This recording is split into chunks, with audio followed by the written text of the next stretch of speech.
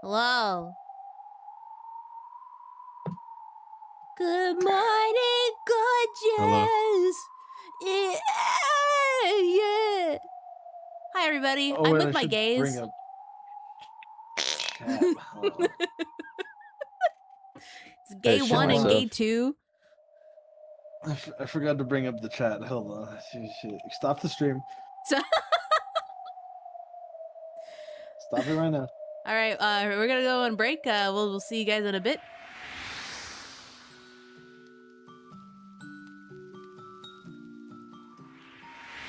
Just kidding. Just kidding. I juked you. Huh. Did you actually switch? Yeah, yeah. Oh god. But you know, sorry about that. I forgot to pop out of chat. That's bro-K. Because you're my bro. Are we gonna talk about what happened last time? Yeah. I mean, we finished episode 5 and also started a little bit of episode 6. We so much happened last time. Basically Beato is reborn into a new entity. She's a little baby. She's a little baby bird flapping her wings for the first time. She's not like the old Beato. She was reconstructed from the memories of her. Is that what it was? I think. Well, I want to say that I remember, but I kind of don't. But it's sort of something like that. He Battler did remake her she's not literally made out of memories, but he did try to construct her in the image of how he wanted her to be. But then they talked about the whole thing where she basically doesn't have a soul. So she's not, even though yeah, she's Beatrice, she can't He be could recreate the her physical appearance and a very basic attitude, but none of the life experience and or Yeah. The mind is different than the body. Yeah. Basically she can't be the same Beatrice unless he brings her soul back somehow. Yeah. Yeah, Battler's Oh, making I thought it decisions. was even that Beatrice's soul at this point has been destroyed, and that he was just able to bring back the game board piece as a new soul. That's what I'm saying. She can't be the real Beatrice if he brings her soul, unless he brings her soul back somehow. But they made it pretty clear that it seems like he can't. Yeah. Seems like it. Yeah. Anjay's back. Anjay's back, and we met a new witch character who I'm going to bring up. At least this time, I feel like she serves a better purpose in the narrative. At least. Yeah, Featherine, big old witch. She is so old. Her outfit's kind of stupid looking. She is so old. Yeah, she's Anjay's working as her Miko, her little shrine. Miko's usually a shrine maiden, her little helper. Dude, I'm so sorry. I'm so sorry. Can you guys keep talking about this while I go to the bathroom? I'm about to shit my pants all of a sudden. Wow. Oh God. I'm so sorry. I'm so unprofessional. I'm sorry. Yeah, I'll just do this now. Then there you go.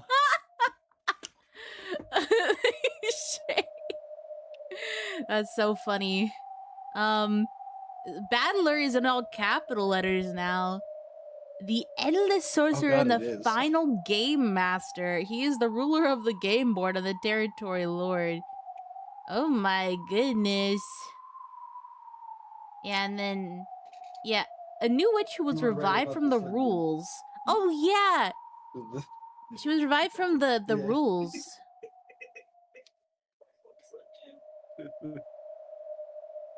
Sorry, I had to thank Pike for turning me on to the crackhead Slim Jim. Oh yeah, we do have a blowtorch. A blowtorch? Yeah, the crackhead Slim Jim, where you cook a Slim Jim with a lighter and or blowtorch. That's crazy. It's not. It tastes good, man. I'm I telling mean, you. I didn't believe it for a second either, but this shit real. I don't doubt you. I mean, I'm sure cooked meat does taste good. Don't simplify it to that. How dare you? It is cooked meat. That's why microwave cooked by hot dogs sometimes is fire. Is that another page? What the Oh. fuck? I was looking at everybody Burn. here. My goodness. A bunch of people got their stuff extended. I didn't remember her being so long.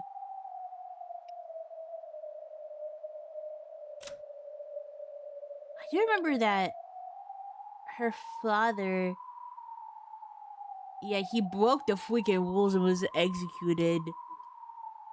And she was like super traumatized by that. He broke the friggin' rules, dude. You broke the freaking rules. You broke the rules. You broke them.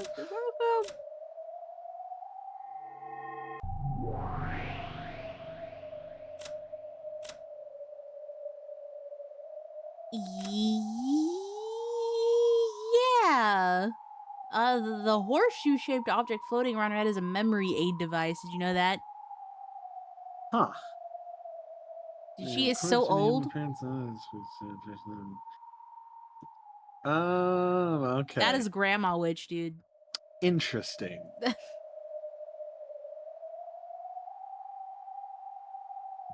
Super Grandma Witch. She's so old. She is so old. She has to have a Your memory aid mama's- device. Your mama's so old, she's having issues with her memory and neurological function, and it's actually really sad. Ooh. Your mama's so Burn. old, she's using her cane on her dress. Do you see that? Oh yeah, no, I do It's see like she's she's gonna trip. just really young looking, but still very much grandma. Grandma, stop. Move your. Okay, pick it up. It's time to go to bed, Okay, now Grandma. put it back. That no other side. There you go. Grandma who has dementia but looks like she's like 20. You know, this is my grandma. She has dementia. Ignore the fact that she looks like a supermodel. Trust me. You don't want none of that. You don't want none of that. Dude, I love how Kenzo is just grayed out now that we know that he's like actually for real dead. Yep. I'm gray. I live on through my grandson. Hey, if like middle-aged Battler ever shows up, I'm gonna ask any if I can do if hell yeah. Because then I'm literally just gonna figure out a way to like slightly even more age down my Kinzo. And then What just would do that even sound like? What would that? I don't know. It would kind of be Rudolph-ish, but like maybe a tiny bit more grit. I could see that. It's so cute. The little one-winged eagle sign is on their little what's that called on the lapel? on the lapel? The lapel. The lapel. I wonder if like there's any significance to where the sign is placed. Because some of them have them on like their torso. Is Battler the only one who has it on the right side? Wait, that's a great question. I know Jessica has it on her leg. Ava has it literally everywhere. On her left side. Left. George has it on his left side. Left. Middle. Middle. Left. Left. Left. Oh, left. Also left. Also left. See, Battler's the only one. Battler Astute and observation. Maria are the only ones who don't have it on the No, Maria has it on the left. Interesting. On the left.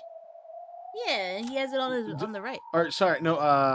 Maria, Rosa and Battler are the only ones who have it in a different spot. And But then again, which way is his wing facing? Go back to his. to the His wing ooh, is facing to the right. Right. And I think go back to Rosa's. Her Huh. wing is Facing to the left. to the left. Yeah. Huh. Interesting. Interesting. He's literally the only one that is flipped to the right. Wait. Her wing is facing to the right.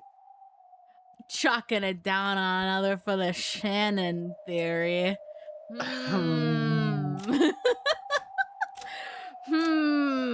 Does character design influence or is influenced by the Character narrative? design being connected to the story, that sounds like a dumb idea, and I feel like anyone who does that is dumb. My character has a cool scar for no reason, and I refuse to explain. I refuse to explain. And if What the fuck? you think that has anything to do with their backstory, you're stupid. What the fuck? Am I going crazy? I saw a sprite of her wearing glasses. Oh, wait, No, there. nowhere to go! No! Okay, hold on. Yeah, do it back and forth a couple times. That totally did pop up. No, you're right. I saw that. I'm not going crazy. Come on. Come on. This is... Dude, my favorite gotcha game. Come on. Ah! No! God Oh, damn there. it! No! Ah! God damn it! God You damn missed it. My fat fingers. Okay, now slow down.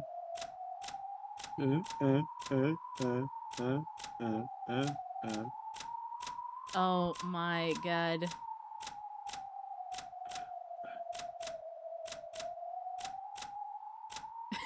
This is all the stream is now. This is all it is. We'll find it. We will find it. This is all it is. No! Hello? It was there. Is there like an any percent chance? Like, What are you no! talking Oh, about? I Every did it again. Well, maybe if you would just look when you click on it instead of just clicking back and You don't forth. understand. You weren't there. It only pops It's- up like randomly. I know, you just said that. Sigh. I did see it. I can confirm you're not crazy. So maybe Ugh. you should just like click carefully instead of spamming it. Yeah, you're so right. Okay. Well, what? We're not gonna take a look at it? Fourth time's the charm. Oh, okay. There it All is, right, see? all right. Oh, All right, dang. no, it's There we fine. go. No, it's fine. That's fine. Interesting. Yeah, I don't know why that's... Why is there one of her? Does that mean other people have alternate versions? I don't know. Change. Not seeing. Change. Maybe not. It change. might just have something to do with her character. Yeah, I don't know. But we were looking through the character Interesting. designs and we found out that Battler is the noticed? only one with the wing on his right side. Yeah, we've discussed this, haven't we? Oh, maybe. I don't think so. Shane and I collectively I forgot. don't remember that at least. Oh, well, I guess you guys just don't listen to me because I went on like a whole tangent about how I find his design to be very interesting, and that was one of the things I mentioned. But it's okay, it's okay. My genius goes unnoticed as per usual. Drama queen. You're non-binary and brown. Why would I listen to you? Damn. What the heck, man? What the heck? Ew. Happy Pride. Not Pride. happy Pride. That's why. How am I a Unhappy drama Pride. queen? How am I a have to drama queen be- when I'm the victim, by the way? What the heck, dude? It's true. Gay pride. people are- That means I have to be phobic.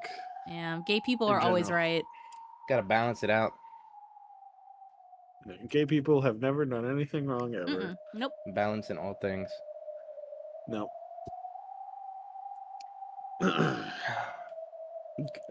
All right. Are we starting now, finally? Uh-huh.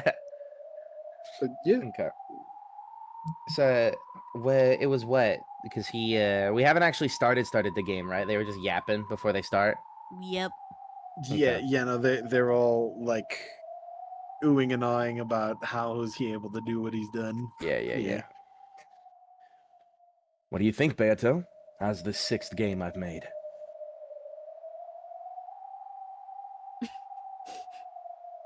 Well, you're not the type to give me an honest compliment anyway. You'd probably say something more like, "Not bad for an incompetent fool like you." Haha, not bad for an incompetent fool like you. Now that I've seen what it's like to be a game master, it's pretty clear. I wasn't the only one who had it rough each and every game. Creating a game is far from easy. I certainly never expected us to recognize each other's efforts like this. Creating a game is far from easy. I certainly never expected us to recognize each other's efforts like this. Ah, Oh god. The pain. Oh, apparently you're supposed to do the accent this time, How according am I according supposed to. to know? It's almost like maybe the chat shouldn't be backseating. Is that controversial? Is that controversial to say? Dear. Oh, wrong. This isn't Beato. Also, hi, Jamie. Hello. No, it's okay. You're fine. Yeah, I mean, I'm just messing around, bro. Don't even worry about it. Oh, is this me? Okay. I forgot. Battler slammed hard on the desk, but the Peace Beater showed no reaction. After all, Battler hadn't ordered her to react. It would be easy to revive that Beato as a piece. However, it would only move according to Battler's wishes. Having a conversation with it was no different from talking to himself. The Game Master could summon any kind of piece. He could move those pieces in any way he wanted, reigning as an absolute god. However, for that very reason, they were just pieces that made it unfathomably lonely and sad.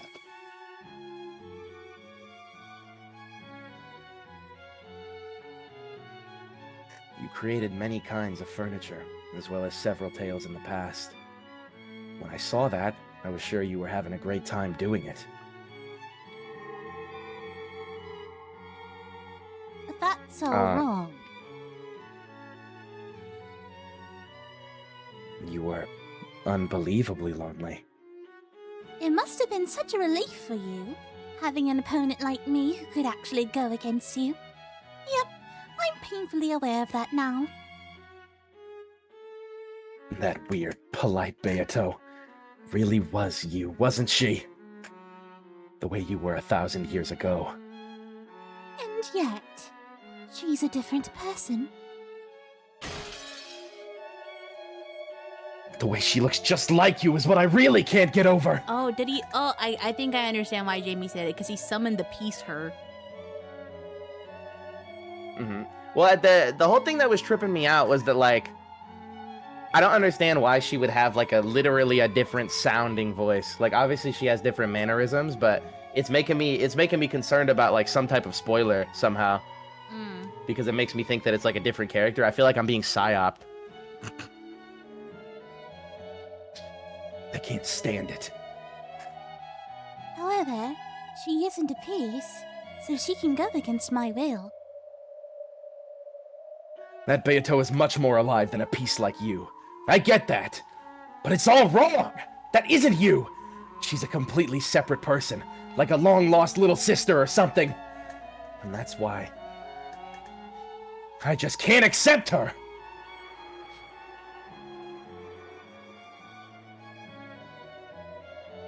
As much as he hated the peace version of Beato, Battler felt an even stronger dislike for the chick Beato.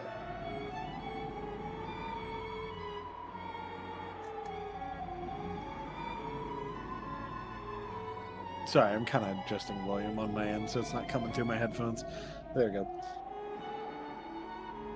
Even after a whole 1,000 years, she still wouldn't become the original Beato. Even if she were ordered to act like the original Beato, it would just be an imitation. This was a very similar but separate person, and definitely not Beato herself.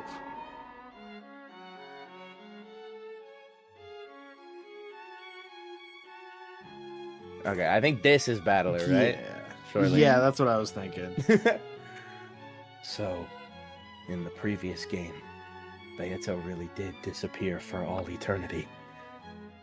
Even after becoming the game master, there was no way to revive her. Laugh. Laugh at how pathetic I am. Whoa.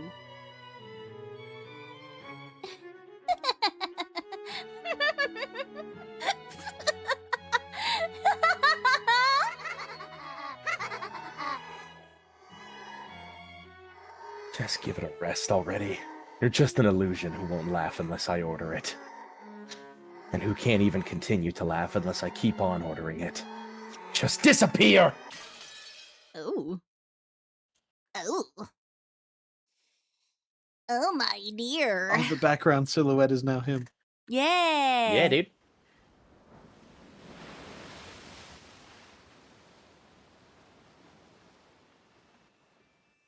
All right. Are we back Let's on? do a little wrap around. Let's take it from the top.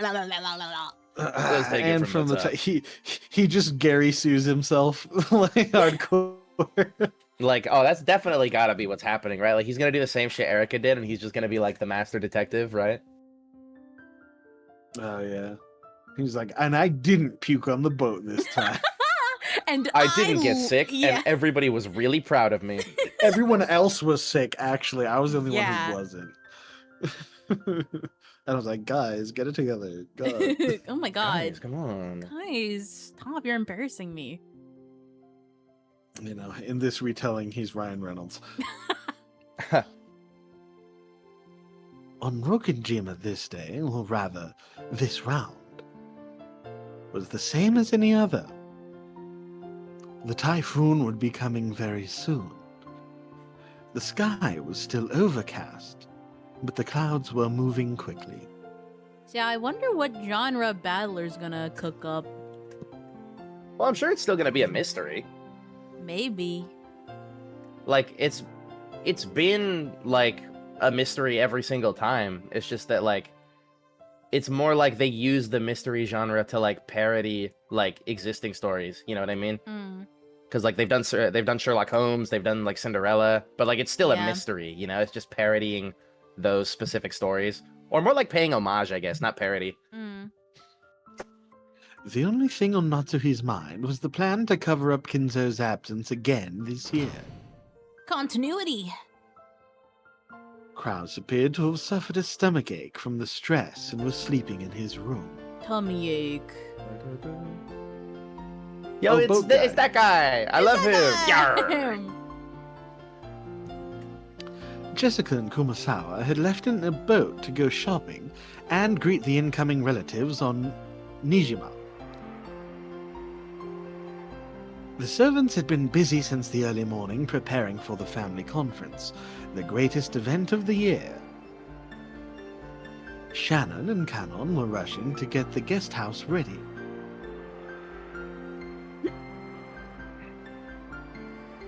If the relatives are going to stay the night, shouldn't the guest rooms in the mansion be more than enough? Good point. It's a pain to clean up this place too, after all. Even so, I like cleaning the guest house. Yeah, it's nice and quiet without Madam and all the annoying servants. Or that's you. You are the annoying servants. No. I think he means Kumasawa. No. Mackerel. Shannon smiled wryly as she performed a detailed examination of the guest room. Well, he's wrong, bro. Kumasawa hate is not tolerated here. That's the goat. Did we forget to clean anything? Did we restock anything? Boy. She diligently gave the room one final check over. You checked everything thoroughly last night, too, didn't you? You really are dedicated. It's days like this that you tend to get pranked if you're careless. You can never find important things when you need them, and things that were supposed to be closed turned out to be open. Who's gonna prank you, bro? Kumasawa? I left a mackerel under the bed. Mackerel. That- That's because you're too careless. You don't pay attention while you work. I guess that's why you're helping me check. Thanks. Ugh. There's nothing to thank me for. If you were a bit more alert, I wouldn't have to help at all. But you actually just want to be with me, right? You're such a kid. Dude, I don't think I mentioned this earlier, but Loki, I kind of be shipping them a little bit too. I could never, Hey, I could never ruin her and George, but still, they got like a cute little relationship. Since she's literally the only person he's willing to be open with. Yeah. My little doomer Canon. Yeah, he's a doomer. Yeah, That's not it at all. like him and Jessica seems like more of a long shot than Shannon and George. Yeah, I agree. At least to me. I agree. I don't really I don't have anything against it. I wasn't really clear on like what the narrative purpose of it was. Like it feels like it was just like kind of a fake way to like try and get you more attached to Canon, because like he is kind of like an unlikable little dick chud. So I don't know. I feel like that was their way of like, see, he can find love. Like you should care about him. I do care about him. I mean, he's still a cool character. I like him. I care him. That's not it at all. It's all because you've been so ecstatic about George-sama lately. You're messing up so much, I can't let you out of my sight. Canon-kun, let's chat a bit. Can't do that now. We're working. You keep making fun of me and George-sama, but how's it going between you and Jessica-sama? Oh. Nothing's going on in particular. If you have time to talk about that, let's finish this. What? Canon had very obviously been trying to change the subject. Whoa. Shannon had then snuck up behind him and pushed him down onto the bed. Face first, right? So, why did you turn down the lady when she asked you to go with her to welcome the relatives? Because I have work to do. Liar. You don't actually have any work at all. Shannon and Canon had switched roles. Normally Canon was the one in control, but when it came to romance, it was the opposite. Shannon had said Jessica and Canon were supposed to have been the ones to go greet the relatives at the harbor on Nijima. However, Canon had successfully claimed that he had work to do, so Kumasawa had gone instead. Canon didn't have any work to do. Shannon knew this. The lady told me. Despite what happened after the culture festival, she really does like you, Canon-kun. Even though my furniture. That was really quiet. Well, freaking sorry, dude. Sorry, Get up dude. in your mic, bro. Dude, you literally told me to turn it down before we started, and now I have to turn it up again. I'm going to crash out. No, now you're loud. Well, yeah, because I'm raising my voice. You're trying to get me to crash out on stream. This is manipulation of some sort. Okay. You're setting me up. That's right. And I'm furniture too. But despite that, you're in love with a human. Even though you can't do that. You think so? Maybe we're furniture. Just because we take that for granted. I don't have any special feelings for Milady Jessica. I only think of her as the daughter of the family we serve. Really? Really.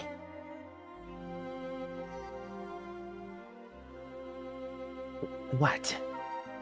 You know, there is a chance that George-sama will propose to me tonight. Oh my gosh.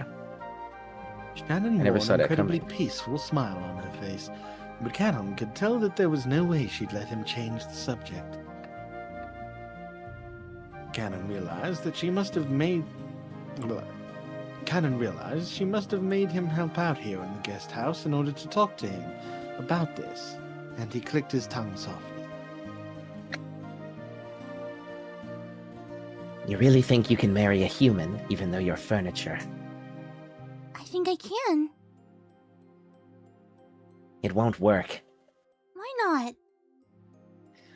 That dream future that George-sama has imagined for you two is something you can never give him. Well, We aren't humans. We're furniture, inferior to them. George-sama only thinks that you're human. well, that is true, but I'm impressed that you've managed to keep him fooled this long. Do you really think you can keep tricking him like that forever? Even though you still haven't been able to tell him that you're furniture.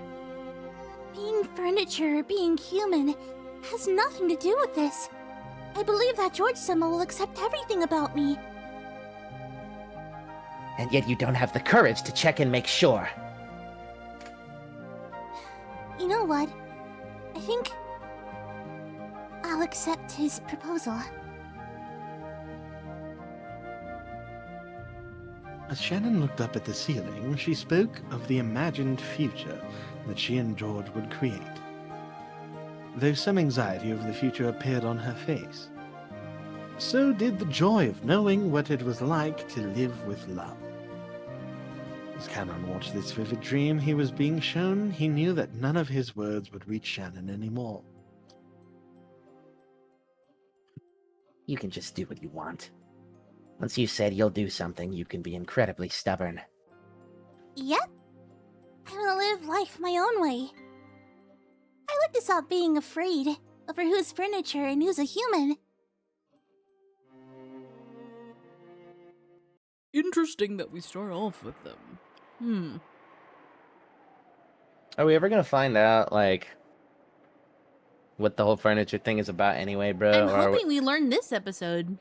Hopefully. I mean, I would like to know at some point soon, bro, because we don't got that much left.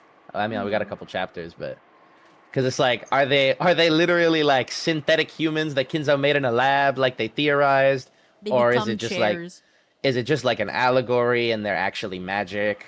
Like, are they like demons or whatever? Like, I just want to know. Or is Kinzo straight up pulling some like horrid shit and, just yoinking orphans and being like, "You're not people. I'm not Yeah, gonna right. pay Like you." it could just be. It literally could just be Slave like labor. Yeah. like a term, like a way to dehumanize them, or Yeah. it could be like, he still kidnapped the orphans and stuff, but then he like did some weird alchemy shit to them to make them not human anymore. They could also be that Yeah. Yeah. because they can do magic. So like, I took the unwanted children and turned them into nuclear warheads. Look, I'm going to give you special powers. It's like isekai. Yes, but unfortunately, you can only use them in service of me. You can't get pussy, you can't get dick. No. Give up on life. And have you ever seen Power Rangers? You're like my Power Rangers. Except if I see any of you trying to go have a beach episode, I'm going to kill you. Cannon walked over to the window silently. He saw the rose garden filled with boring grey flowers in bloom. He realized that Shannon was acting above her place, and he knew that her tale had no chance of a happy ending. However, he also knew that no words of his could change her mind, now that she had made her decision. I guess the fucked up thing is that like, he's right in the end because it does not end happily for them. Yeah. Well, in a broad sense, yeah. Well, it's because like, to a degree, like, their choice to be together actually brought extra suffering to them both. Yeah. Like, so like even beyond like a broader sense, to a degree, he is like literally correct because they chose to be together and it made the situation worse once Gap and Renove started killing people. Yeah, but it's one of those things is like, would it be worth it to continue be living a sad life to have just not had those experiences? Like, Yeah, right. Because like Shannon literally talks about that in that chapter. It's just like Yeah. it's one of those like what's the term I was looking for? Like it's tragic, like in a cosmic sense. Yeah. yeah, Epic third, Jamie. Third. third. In that case, it doesn't matter what I say. If I tell you to stop, you won't listen. If I tell you to do what you want, you'll do what you want. Why are you talking to me about this? It's not like you care what I have to say. What I want to know is how you feel about Milady.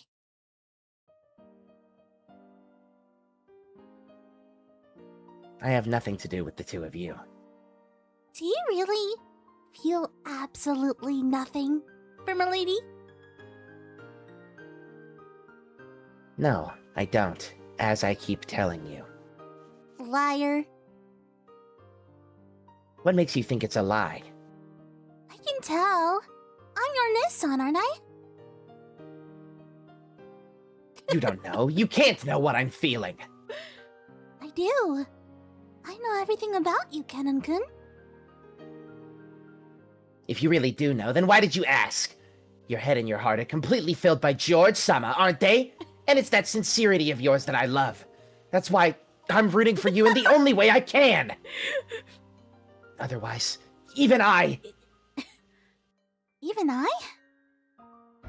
Even I... wanted to love Milady.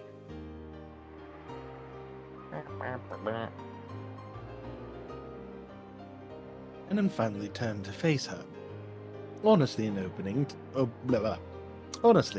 telling her how he really felt. That was what Shannon had wanted to hear.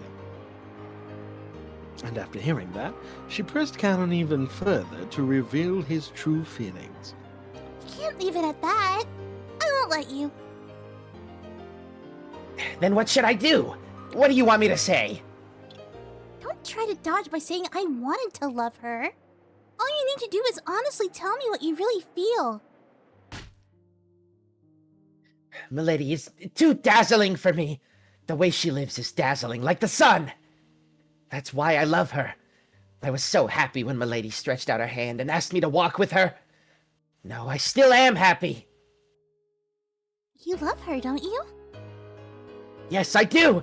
I love Milady.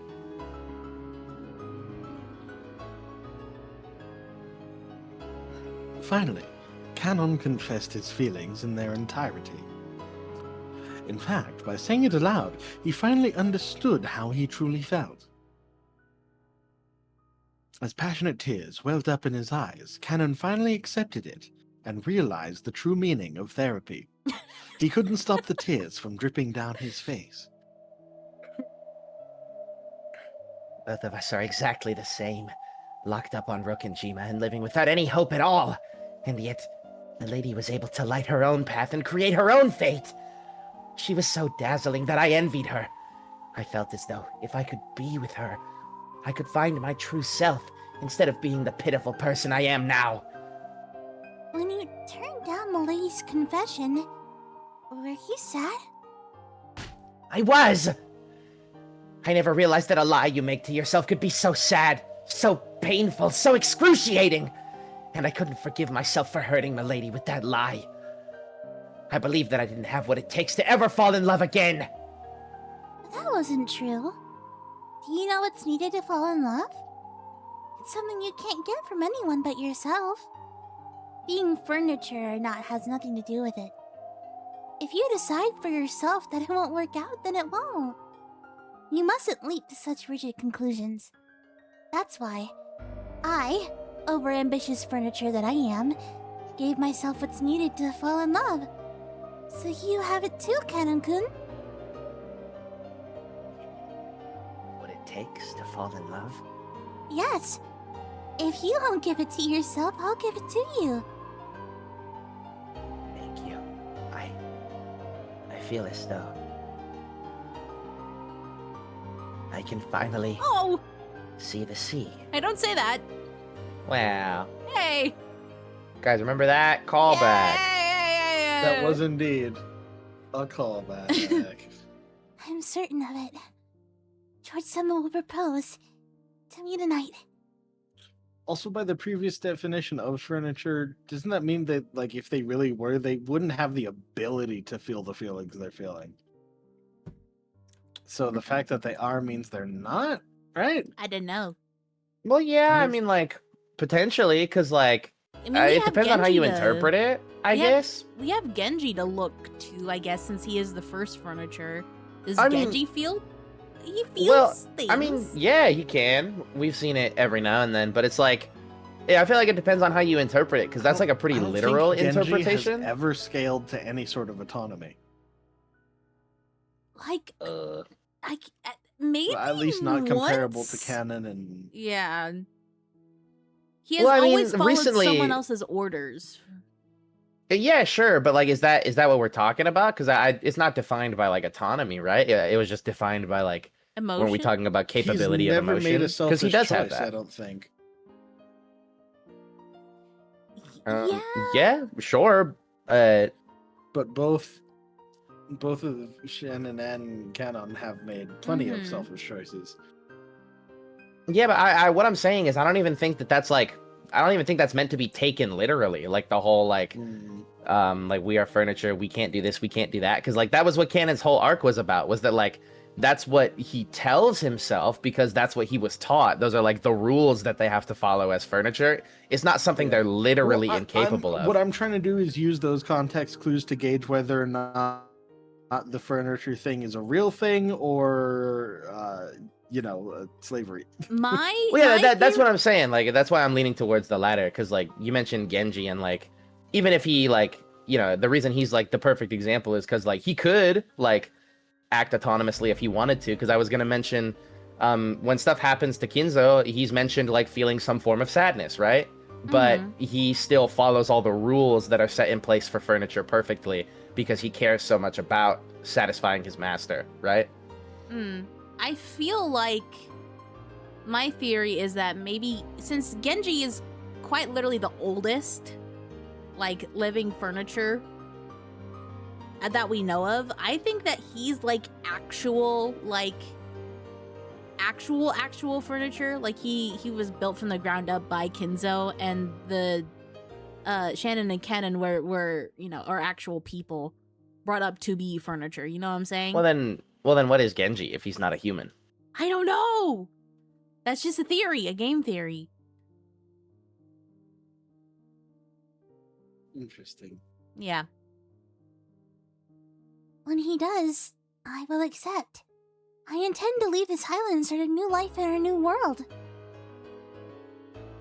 If that's the path you've chosen, then I have no say in the matter. I'll leave this island, and after that, I'll never return again. I'll have to say farewell to you, Kankun. You're right. We won't see each other again, will we? If you do love Milady from the bottom of your heart, and if your feelings are at least as strong as my feelings for George-san, then you and I will have to settle whose feelings are really stronger. Nessa. This way is best for both of us. Don't give up on your feelings for my sake. Even though my selfishness might keep you from your happiness. I realize that same thing about myself. I know that my happiness will bring you pain. Oh, we have no choice but to hurt each other. As she said this, Shannon turned back to Canon. And Canon watched Shannon from behind. He was struck by her strength, and the love she still felt for him despite everything. Nei-san, living with you made me happy. Me too. I wouldn't have lasted this long without you. And that's why I was able to meet George-san. Yeah. And I wouldn't have realized how dazzling Milady is if it weren't for you. I won't abandon the way I feel. I'll focus on that feeling alone, ignoring everything else. And I won't look away when I trample over your heart. Me too. I won't use you as an excuse to hide the way I really feel. Whether my love bears fruit, or yours does, we'll both support the victor. Yes, I promise. And if I win, I will love milady, and treasure you. Thank you. But if I win, Okay. I'll forget you and this island and leave this place forever. Well, that just doesn't seem very nice. You don't have to forget about him. That's not very nice. I'll forget you, bitch. Like, what the fuck? You really aren't that consequential in my life now that I think about it. Yeah. Actually, Yeah, like I consider appreciate you. everything you've done, like, you know, over like the past like years, but I don't really care. Like, I'm just gonna leave, and Yeah, like we'll never see like actually, each other fuck again. you. I'll forget all about you. Like, I get that Yeah, I get that this relationship was really important to you, but like, nah, That's not crazy. me, bro. That's a crazy thing to say, Like, I Shannon. What acknowledge the your fuck? feelings, but it is not mutual. Dude, why does she want to forget? Why does she want to leave everything behind and forget everything? What happened, Shannon? What happened to you? Well, I my mean, God. like, bro, like, what do you mean what happened to her? She's a fucking servant for the Ushiramiyas. Her life sucks. I don't know. She has always implied it more than is told. Because she always says she wants to run away from it all, but Like, I feel like that isn't. It is. I don't know. like something maybe- happened to her beyond being an orphan. Like, it is implied that more than once. I feel I mean, like am I just like crazy for saying that working for the Ushiramiyas at all is is enough of a traumatic experience on its own? Because like, surely it is. Sure, Like, sure. I mean, 'cause she at least was that's how bullied I by- read it. She was bullied by them for sure. Yeah, like that's how I read it when she says that. Like, she's just saying like working for this family has been so What I've awful. read it is because she is very much mistreated by especially like the female Ushiromiyas. It's So just I'm wondering if she used to have like Kenzo's eye or some shit. maybe. But the thing is what confuses me is that she said, "I'll forget you," and leave everything. Like, why Canon specifically? Like, why I'm does she want to assuming- forget everything? I mean, I would assume it's just because he would be a reminder of this place that she hated being. Maybe. Like, because like I can understand that because people do that in real life, you know, like they move on from like traumatic stuff, and like even people who didn't do anything wrong to them, like they still can't really be around them because they remind them of that period in their life, you know. Need some water, bruh. Water is good. Natsuki is a horrible boss. That's actually very true. Yes. Whichever one of us wins, that person will pursue their love with all they've got. Even if they know that love will be unrequited. What? Why do you think that? Think what? Because at this point, Shannon's already in a relationship with George, so it's not unrequited. And Jessica literally, like, confessed her feelings to Canon. So why did he say unrequited? It Well, would be because- believe requited. her. He Well, doesn't believe her. I don't think. Well, no, his whole thing was like he's not capable of that, but I mean, he's just acknowledging the fact that it could still not go well because I mean, with him and Jessica, he already like rejected her once and hurt her feelings, which might make her not want to go for it again from his perspective, right? Oh, I thought he And- thought it was like a trick. I don't remember him saying anything like that. I don't remember Oh, exactly. No, because he gave her the whole speech of like, I'm furniture, you can't be with me, we can't do this, like whatever.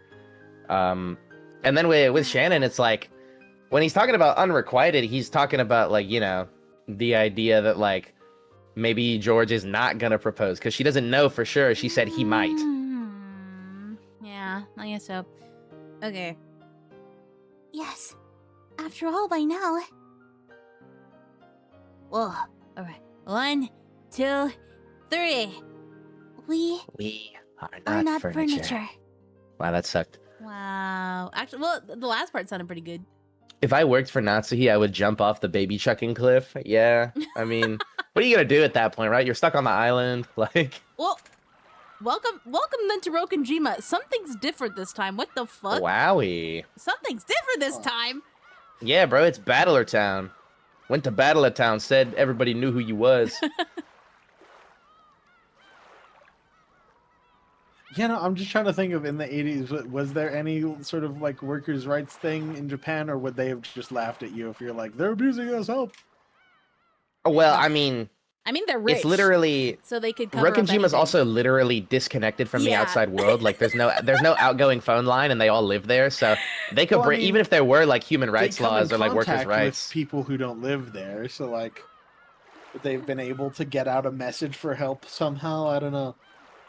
I mean, would they assume do- probably not, because They I do feel have like a if they mainline were, connection, I thought, because that's how they contacted the police. Yeah. They have one mainline connection that always yeah, gets right, busted. but and even when it was like operating, like we've only ever seen like Genji be the one to like actually make those like important Yeah. outgoing calls. But even if they have like a, you know, because obviously every country has some workers' laws. But I mean, fucking, it's the Ushiromiyas, dude. They could definitely do whatever they want and cover it up. Yeah, 100%. Literally, the servants there have everything stacked against them. They're rich. They're on a secluded island. They have no other outside contact. Like, bro, that's it. It's over. It's Honestly, understandable if you start going around murdering people. Dude, remember my theory, bro? That's why Yeah. I'm saying I'm not entirely convinced that the murders are not just Kinzo with all of the fucking like servants as his accomplices that got revenge for him. Oh, Like man. that's like I'm still kind of holding on to that a little bit, that could be something. The boat carrying the relatives docked at the harbor. The boat carrying the relatives docked at the harbor. They left the boat one by one, making fun of Battler. No, Damn our it, goat. it happened. God damn No, it. even in his fanfic, everybody makes fun of him. God damn it. Status quo. Goda wasn't the only one to greet them. Cannon was there too. It has what been does quite he some sound like time, today? Everyone, allow me. Allow me to welcome you. Hold on. He's drunk. I got a Captain Lou Albano it up. Give me a second. Hey, Luigi, gay Luigi. Okay. Welcome It's to been quite some Rokkenjima. time, everyone. Allow me to welcome you to Rokkenjima, a place where I live now. Behave yourself, or you go to hell and die. Better not be no drugs on this island. I'll find them. I hope that your long journey went smoothly. Welcome to Rokkenjima. Hey, good job, kid. You did it. Goda complimented Cannon in a whisper. Cannon ignored this, looking just a little sour, and continued to greet the incoming relatives. Whatever. Whatever. Yay! He's It's been alive. so long. It's been so long since he's been alive. It's so long. Watch him die in the first Twilight Oh, again. don't say that. He Maybe. has to live. I feel it. It's one okay, on, one off, okay? $5 Venmo, Cash App, whatever. He dies. He dies first Twilight. This is your first time meeting Goda-san and Cannon-kun, isn't it, Battler? Battler-kun. Yeah, Okay. Maria! Yay! Back! Dude, no, My she sweet was baby. she was actually gone for like the whole episode last time. Yeah, man, Oh, I missed her. true. It's my first time meeting Battler, too. It's been a bit. Goda-san's a great chef. He's the only reason anyone ever want to come to this island. Come. I'm most honored, Battler-sama. I do hope that you look forward to your meals during your stay. I can't wait. I'm counting on you. Wait, is Goda taller than him? Holy moly. I mean, I would not be we're surprised. having He is an Chef adult man. Boyardee, and I took it out of the can. Oh yeah. Long time no see, Cannon-kun. You seem to be in bright spirits today. That's great. You think so? Oh, yes. Your face is looking brighter today. Maybe it's your complexion, or maybe it's that your gaze looks a bit more gallant. Oh my god. Oh my god. Must be a growing face. That's how a boy becomes a man. He must have He's lost been his jacking it. virginity. Oh. Wait, Cannon, if you're not gonna play, pass the controller, but There's gonna be some more stains in the servant room. Dude, that's what they were cleaning up in the guest room, dude. Yeah. You usually look as though you're about to pass out from anemia. You're a bit different today. Damn. You got some spunk. Spunk? The boy can change a lot in just 3 days. I guess this means even Cannon-kun's getting a bit more manly. We aren't making fun of you, okay? We're all complimenting you. Cannon had sworn to start changing the way he lived bit by bit. However, he only meant to change within himself and hadn't expected that it would show on the outside. That is the most autistic thing I have ever. that is literally. Wow. Ow. That Dear hurt. God. I mean, dude, Cannon's whole character arc is literally Oh my God. like, Foyd cannot love me because I am Chud, and then he stops being Chud for the Foyd. Yeah. Literally said, I don't understand how things work and how my feelings affect my physical health. He was a bit shocked to hear his expression had changed so much. The people had apparently noticed as soon as he opened his mouth. No, maybe the real surprise was that his normal expression must have looked so incredibly sullen in comparison. Godard led the way up to the guest house. Cannon brought up the rear, helping to carry some of Kumasawa's shopping. Does my face really look that bright today? Macro.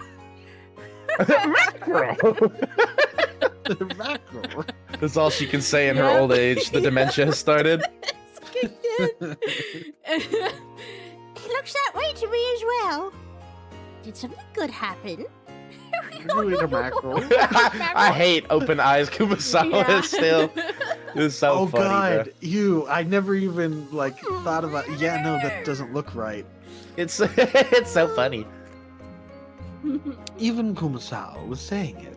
Cannon, unable to see what his own face looked like, hung his head in embarrassment.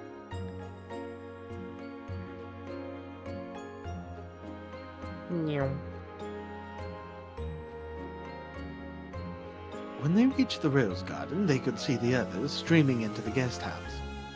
Oh. Then he saw Jessica running towards him from there. Is even the Lady Jessica going to say that I'm in a good mood today? Cannon hung his head even deeper. And so, almost as though he couldn't control himself, Cannon spoke first. I love you. Oh. I mean breast milk. I mean breast milk. Ayo, ayo. I mean, Do I really look that different? Huh? Well, you know, you aren't usually the type to come out and say hello of your own accord. That's probably why everyone was surprised. I apologize for not going with you earlier, milady. Huh? Oh, don't worry about that. I'm the one who's sorry for asking you to come all the way out to Nijima with me to meet everyone. I know how busy you must be today. I didn't have anything in particular to do. Oh, You were what? just so dazzling. Whoa! What?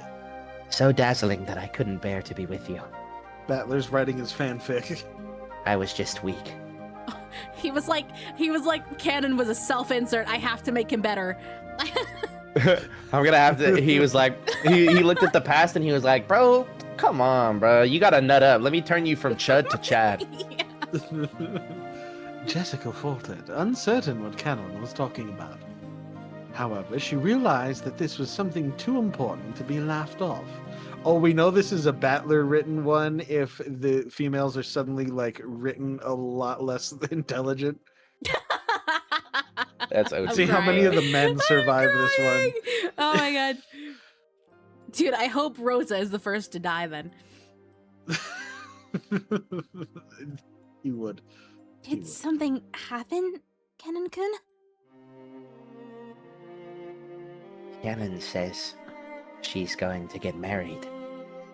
Also, Battler would not kill Rosa first, by the way. If you don't remember, he literally got a boner for her. My god. I see. So, George Nissan is going to propose this time after all. Jessica thought Cannon was sad because Shannon would be leaving, that this new mental state had caused the change in his behavior. And Cannon realized that Jessica was probably thinking this, Oh my god. so he spoke to her clearly and honestly, The fuck? because he wanted her to know. I decided that I would stop working here if Nason ever quit. I know. So, are you going to quit too, Kennen-kun? That's what I just said, yes. I'm not sure anymore. I feel that if I quit, I might lose sight again of something you revealed to me, shining like the sun. Jessica could only stare blankly, unable to understand what he was saying. However, she did realize that he was trying to tell her something important. And so she was able to accept that, and his next words were neither a lie nor a joke. Lady Jessica, I love you. Ooh! Ah!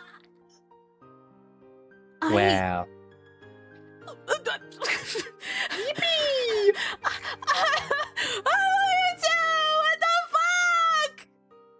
the fuck? Something is different. Battler is writing his fan fiction where everyone gets to be happy. What the fuck? Battler, lol, JK, no one dies in this one. Solve that mystery, bitch. Yeah. you live your life like the sun, and I want to try walking that path alongside you. I have a feeling that with you, I'll be able to break free from the me that I despised as furniture. You aren't furniture, Kennen-kun. And you weren't born just so you could become a servant. A boy your age should be enjoying life much, much more. I'm dazzled too. You're so dazzling. I can hardly see. No, that's so Faints, heckin' 100 faints. Reddit Chungus wholesome. This is how I truly feel. I'm sorry for trying to hide it for so long. I apologize for hurting you that day, in my cowardice. That's okay. Just hearing you say that makes me happy. So, since I want to always be with you, I plan to stop being furniture. I ask that you give me some time to do that. Please forgive this last bit of weakness. There's nothing weak about you. You've shown me that you have the incredible courage to change yourself from the way you used to be. So, I'll support you until the end, and I won't rush you until you're ready. If I'm the sun lighting your path, that's because I wanted to shine more brightly than anyone else, so that you'd only look at me. Without you, there's no way I'd become anything like a sun. So, I'll wait, no matter how long it takes. Thank you, milady. Milady is a bit stiff, don't you think? May I call you by your name? What the fuck? Sure. Oh, Hooray. but only when we're alone, okay? Otherwise, it might make things tough for you. Good point. Nason and George-sama are doing the same, it seems. What the fuck? Well, Hooray! Also, If- what really could Natsuhi do if they started? If Cannon's just like, what are you gonna do about it? Yeah, bro, just Huh? kill her, I guess. Yeah, I don't know. Like, What are you gonna physically hit me? If Shannon... yep. Oh. oh, what? I thought you were about to say something. If Shannon hadn't been about to get engaged, you wouldn't have said what you said just now, right?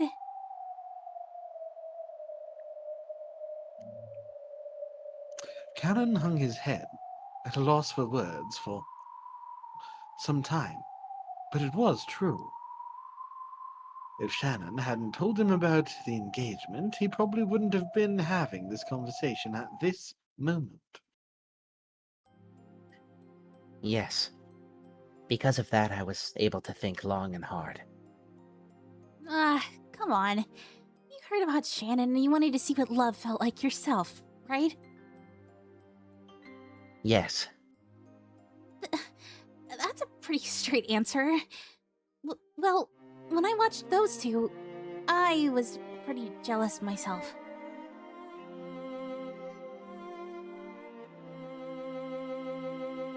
In truth, it wasn't quite like that for either of them.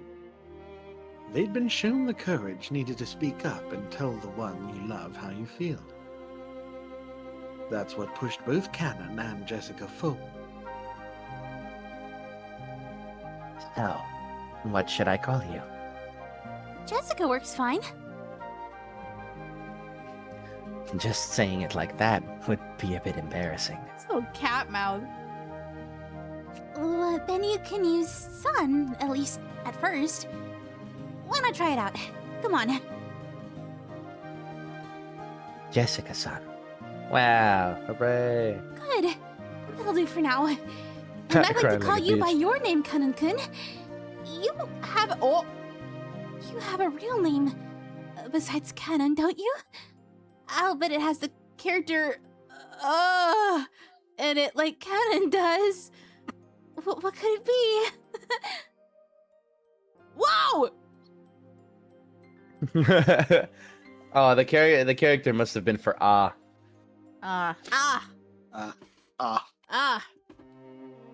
My name is Yoshiya. Wait, like the noodle chain? Oh, wait, I guess no. so. Never mind. Oh, how is it written? I was thinking of Yoshinoi. Yeah. Jessica tried tracing out various characters on the palm of her hand. Then Cannon used his own finger to write out his name on her hand. Wow. You write it as E-I-A-O. So, you're Yoshia-kun. Yeah, it's a great name. Totally better than my weird name. That's not true. Milady Jessica has a wonderful name. Hey, say it again! Huh? Milady Jessica has... One more time! Oh my god. Milady Jessica has a wonderful... Is something wrong? No big deal. Thanks, Yoshia-kun. Wow. Hooray! Canon name reveal. The red I could have sworn flowers we of got the that rose reveal garden. like at a separate time. Or am I No, just... I We would've got remembered, I think. Shannon's, I think. We did get Shannon's. Yeah, we got Shannon's, and Cannon mentioned his, but I don't think we got it until now. What the He fuck was mentioned wait? that he had a real name. Wait, does Shannon also have a real name? Did I just forget Yes. this? Yeah, I forget What what, is it. it? I forget But what I it also is. forget. It's really But she- close to her given name, I think. Oh. It's she. I'm trying to Sayo. Oh, yeah, okay. Yeah. The red flowers of the rose garden seemed to celebrate the two lovers whose feelings had finally connected. The scene was watched by Oh, one not human I wonder who it is. who gazed out quietly from beneath the rose garden arbor. Woobity woobity woobity. Is she gonna show up? Buddy, scoobity doobity. Oh.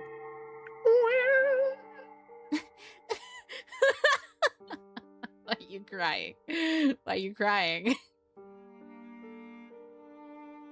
Okay. Come to think of it, those two had never called each other by their names until now. Jessica hadn't known Canon's true name. Canon hadn't called Jessica by her name. When people call each other by name, they acknowledge the worth of the other's soul. That's why names are sacred.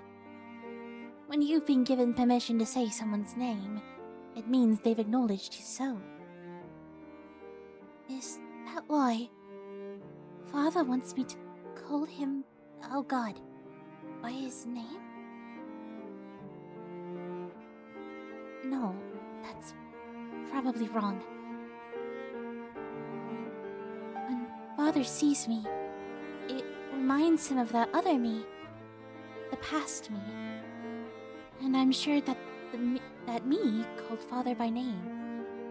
However, that probably doesn't mean Father would be happy to hear me call him by his name. After all, I am me, and not the Beatrice Father knows well. What can I do to help Father? How can I be useful to him? After all, that's the only reason I was born.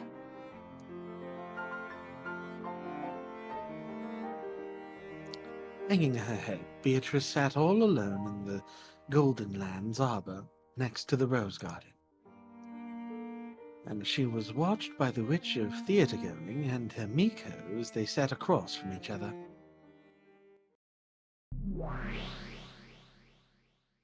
Wub wub wub. Poor kid. I never thought I'd see you feel compassion for Beato.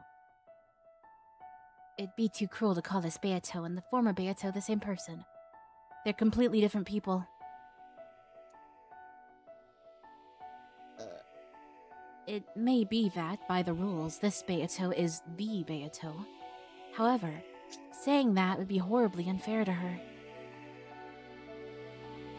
Battler must be very depressed to have things end up this way after reviving his former rival. I sort of get Oni-chan's despair. But I can understand how this kid feels too. No person can become a replacement for another. Not even a past version of that same person.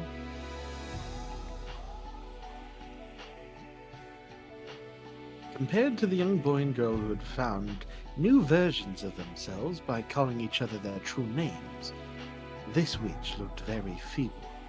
Hi, Adam. The witch knew that she was an illusion created in the image of the person she once was. And she also knew that it would only hurt Battler if she were to try and pretend to be that person. And despite all of that, this Beato wants to be useful to Battler. How admirable. Is that the purpose for the witch known as Beatrice? That is what she claims. She says that she was created to be of service to Battler. So, a Beato who was born for Oni-chan's sake eventually commits a serial murder and drags Oni-chan into a bizarre game that she calls eternal torture? I don't get it. I believe you also understand that one can become a different person over 1,000 years.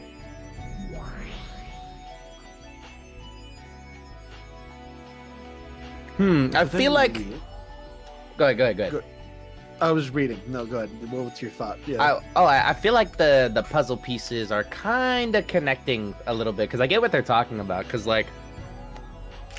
that's why I was talking about the voice thing earlier, because, like, what they're saying is that, I guess, the Beatrice that Battler made is still...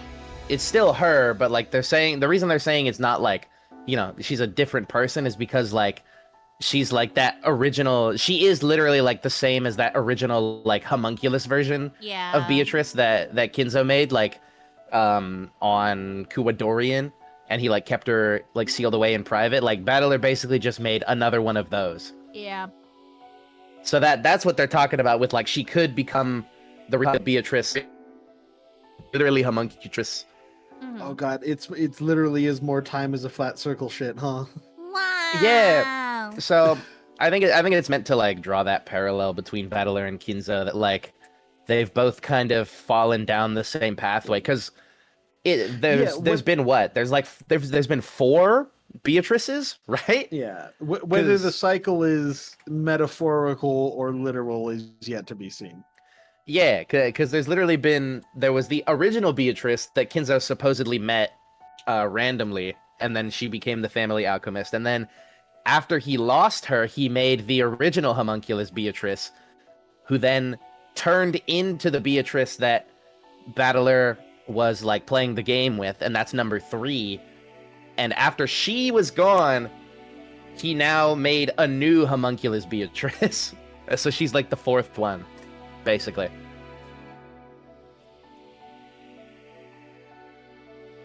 So is this the like quote unquote curse on their family like propagating itself? I guess.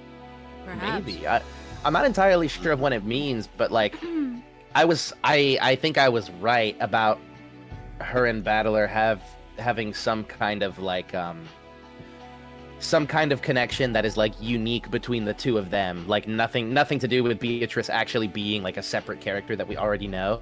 Because if she's saying that like she's always existed to be of service to him, because I don't at least the way Anjay was talking about it, they were saying that that's like what like the other versions of her were supposed to be too. The bastard stuff has been left kind of. I feel like that has something to do with it. Yeah, he also compared her to like a long lost little sister. Yeah, which was So weird. No, I feel like it has to do something with like the bastardship of Rudolph and Natsuhi's children. Like that I can't quite figure how that fits into it, but the inconsistent parentage, it's gotta be in there somewhere. But anyway. At the very least, Beatrice was once a pure creature who was born for Battler's sake. It's also very clear that in her current feeble state, she doesn't possess any of the courage or motivation needed to bring about such fearsome serial murders. That means the sinister witch we all know must have changed during the 1,000 years since birth. They keep getting this 1,000 years business. But I really get the feeling that those words are just a metaphor for a really long time in the world of witches. As you get closer to the world of gods, the concept of time becomes increasingly vague. Wait. Oh, sorry.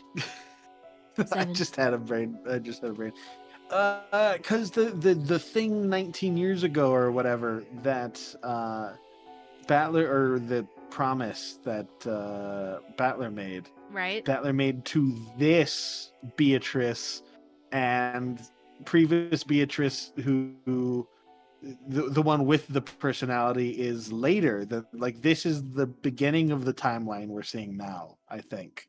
That's a good theory. Yeah, I was I gonna think. say in the vein of like the full circle stuff, like I just thought about it since the OG Beatrice that Battler was fighting with was created by Kinzo, but they're saying that even that version of her was still created to like be of service to him. Dude, yeah, too bad. might... That's why when they said that, I was like, this is where the promise is probably going to be made in this game, I bet. What I'm thinking about is it could be possible that Kinzo created Beatrice to get Battler to endure like intense suffering so that he could become the heir, like, and succeed Kinzo in the same way that he like was only able to succeed through that intense level of suffering.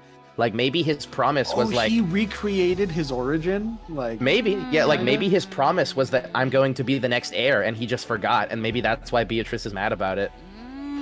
You know, because like she needs somebody to succeed Kinzo so she can still have that kind of relationship with somebody, and Kinzo needs somebody to be the next him.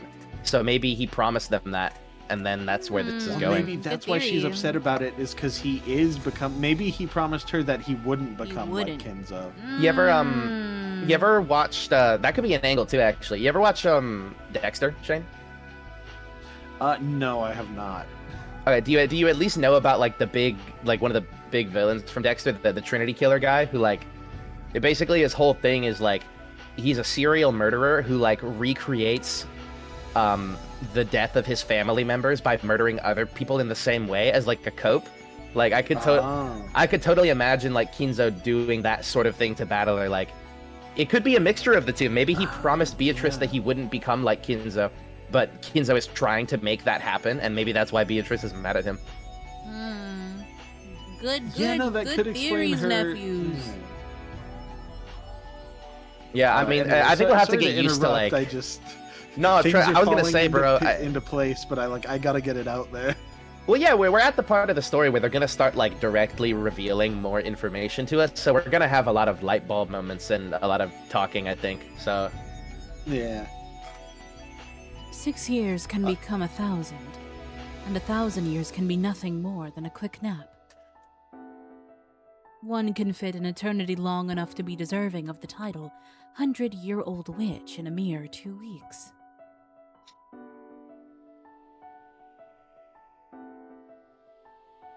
Is it still her, or is this? I don't know. In other words, the pure Beato transformed into the cruel Beato. During 6 years that could be called 1,000. So, does that mean something bad happened during those 6 years that made her hate Onicha? That doesn't make sense. During those 6 years, Oni-chan not only stayed away from Mokenjima, he even stopped using the Ushinomiya name. He had nothing to do with that change. Her hatred has got to be totally misguided. Alright. she doesn't say anything. She's like, okay, Mogs the camera. you can think that if you want. Oh. Oh. So interesting, bro. Oh shit. Oh, so this is where you were. And now we're in Magic Kuwadorian. Should I make you some black tea? Kumasawa-san, there's something I'd like to know. Very well. What is it? My name is Beatrice. Isn't it? Yes, that is correct. You are Beatrice-sama, milady. However, the Beatrice that father talks about isn't me. Well, I think father wanted me to be that person. I think that might be why he was disappointed, because no matter how much I looked like her, I am a different person. That isn't true. You are you, Beatrice-sama herself. You have merely lost your memory of the past after being newly reborn. Even without your memory, you are still Beatrice-sama. You are the same person whom the master loves. So then, how can I regain those memories? Well... Beato looked at Kumasawa with hopeful eyes, as though praying that she would tell her the way. Kumasawa averted her gaze unhelpfully, as though trying to say that she liked you, if only such a way existed. If I can't regain those memories, can't you at least tell me what kind of person the Beatrice father loved was? That much I can tell you, but I was born for father's sake. So, I want to become the golden witch Beatrice that father desires. Beatrice-sama, I cannot use magic. However, if the witch father desires could use it, then I will learn. I want to become the witch he desires. That's the only way I can repay father for creating me.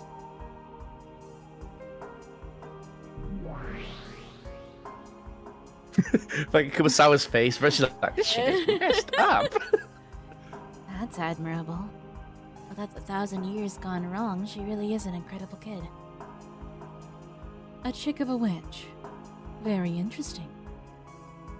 I've taken a liking to her, Anjay.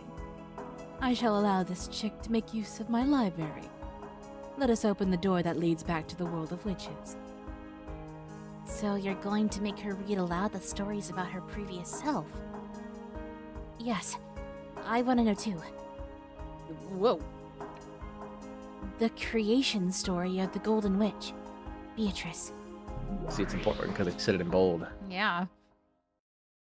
Are they about to download her atrocities back onto her? Like, Dude, I kind of hope so. This version is not as epic as I thought. Very well. If you wish it, then let us open the door once more. Oh. wait a minute. Whoa. She just said she's letting her in, and now Kumasawa is. Has Kumasawa been the freaking old witch in disguise the whole time? Dude. I don't know, saw- dude. They already. You remember all the way back in chapter 3, they pump faked us with her being Virgilia. I would be really I'd be very surprised if they did the same thing twice, to be honest. A golden splash welled up around them. It was a cloud of gold butterflies. Hey, or who's does using magic? Virgilia eventually become this new... Oh, it is... It is Virgilia. wait, no, is Virgilia her piece? Maybe. Possibly. Well, there's still that whole theory we talked about like all of the servants possibly representing one of the demons, like one of the witch homies that Beato has. Because Perhaps. Because we were talking about that a True. while back. Like, you know, Kumasawa is Virgilia, Genji is Renove, etc., etc. Right. Okay, sorry about that. With a flash of gold, the form of the old lady transformed into that of a witch in a dress. Wait a minute, because she's her teacher! Yeah. I didn't even... Oh! Yeah. You must choose the path that you are to walk down. Let us call it a path of roses. The beautifully blooming roses may encourage you, and their thorns may torment you. But even so, it is a path that you've walked down before. You may pass through the same 1,000 years. You may pass through a different 1,000 years. If you wish, you may even return back the way you came. I'll move on forward. I don't want to spend 1,000 years in this garden drinking tea. I, Beatrice, was born for Father's sake. So I want to live for Father's sake. Please tell me about the Golden Witch. The Great Witch spread her arms, communicating the other's unbending determination to the brilliant heavens. At that moment, a brilliant light covered the two of them, and before they knew it, they were in a strange study. See, now this is like the Oh, first time God. where I'm actually kind of starting to feel bad for Beatrice. Because, like, she was horrible to battle her the whole time. And, like, obviously, like, it was all the stuff that Kinzo did to her, like, that turned her into who she is, right? But now, like, she literally has to go through all of that a second time and it's like, it's Battler doing it this time. Like, he's the one who, like, wants her to still become this, like, evil, terrible person. Yeah. So now I kind of feel bad for her for the first time. There sat the master of this library, the great old witch and her Miko. Virgilia gave a deep and elegant bow. It is the greatest of honors to be in your presence, Lady Featherine Augustus Aurora, the majestic witch of theatre-going, drama and spectating. Raise your head, child of man. I shall give that child the privilege of using my library however she likes for a time. Anjay, my Miko, you will see to her needs. Sure. As you wish, my master. You know, you could just say, let me read your story. Miko of the Witch of Theatre-going, I leave Beatrice in your care. Pleased to meet you. The Beatrice you're trying to become was suffering from something in her own way. At the very least, you've been released from that for the time being. Will you really go on a journey to regain those shackles? Yes. I want to become the Golden Witch. That is the reason I was born. I, the endless and finite witch, Publius, Virgilia Morrow, ask that you make her journey through purgatory a pleasant one, granting her your Publius? protection. Publius? I think Publibus? Art scene. A scene voiced by Art. Yep, that's me. Bubelis. Publius. Huh? Oh, let it be known that as the Miko of the Witch of Theatre-going and as the Endless Witch and Apprentice Witch of Resurrection, I, Anjay Beatrice, do humbly accede your request or whatever. Featherine snorted. So, you also bear the name of Beatrice? Bro, it's like that SpongeBob episode with the real estate agent. You're Squidward, I'm Squidward, we're all Squidward! Oh, Squidward! That's right. I know a lot about you. Please teach me.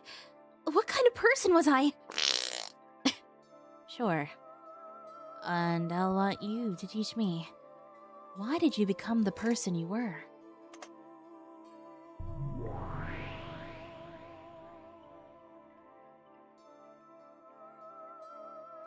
In this library, the fragments showing the tales of all your games up until now are stored as books. By reading them, you should be able to learn everything that has happened before now. By reading them, can I become a golden witch? To become a golden witch, one must solve the epitaph of the gold. And this trial cannot be skipped, not even by Beatrice herself. I'll do my best. So please, let me read the books in this library. As admirable as ever. Why are you so set on ending up like that again? I do not know what I was like then. However, if that me can be of use to Father, I want to become it. Jay sighed Resignedly. Yeah. resignedly. Thank you. No other words would stop this girl's feelings of respect. I've never seen that word written out before. Anjay was the Miko of the Witch of Theatergo. She could do nothing but watch over the stage.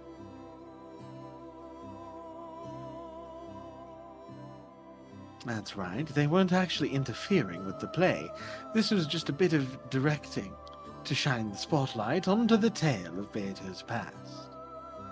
Even this was nothing more than the Witch of Theatergoing watching as a play. If you read, you will learn what kind of person the old Beatrice was. However, you must decide what you will take from that experience. You are free to stay in this library or leave it, or even return to it again later. In exchange, I will watch your play. You'll watch my play? Basically, it means you can do whatever you want. Thank you very much. I'll go. She likes it when you call her Featherine. Thank you very much, Featherine Sama. Oh. She said, "Go, go, go." Go. After being welcomed in by Featherine, Beato left on a journey to discover herself via trauma. Yippee! That tale connected the old tale with the new one. It wove them together, like a blanket made of trauma. The 1,000-year-old tale about her returned to its starting point, becoming a snake eating its own tail. Yeah, I hate to say it, bro. Time This is- shit, time is a this shit flat suck. reeks of time loop. This shit reeks of time loop. Time loop. If this story ends on a time loop, it's getting a 5 out of 10. I don't care. Rikoshi, great writer, terrible author. Yeah, great character writer, terrible story writer. Terrible author. Yeah. The ring of that snake began slowly, bit by bit, to turn into the shape of a small island floating in the sea. And that was Rokanjima. Oh my gosh, Rokijima! No way! God! No way! The 1,000 years of the witch born on this island were tied to the island. Was it 1,000 years? Or just 6? Or did this tale start even further back into the past? Beatrice went out on a journey to find herself. Kiss, kiss, falling out. Oh. Oh. Whoa. Watch out! It got my eyes! It got my eyes! Oh, Japanese people love painting water. Oh. The wind had been strengthening since a while back. The breaking waves had grown fierce. The ferry boats probably wouldn't be coming for a while now. The crashing thunder told that the island had been sealed off from the outside world. A thick rain poured down, mocking the fools outdoors who had to rush pathetically to find shelter. No longer would anyone be able to leave this island. And no longer would anyone be able to reach this island. No one, unless blessed with a miracle. There was another flash of lightning. The retinas of all who saw it were filled with white.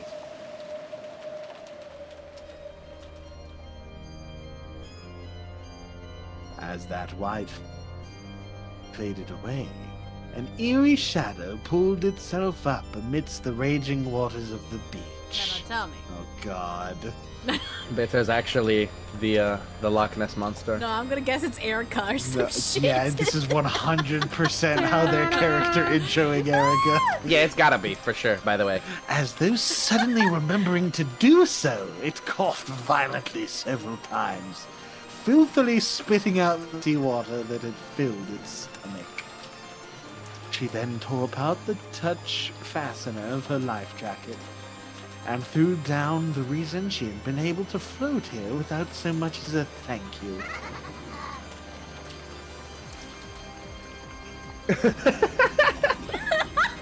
Oh, Battler literally was like, alright, you want to show up on an island? Here you go. It's definitely her. It's her. Yeah. Dude, instead of like floating wistfully in, she like comes from the water.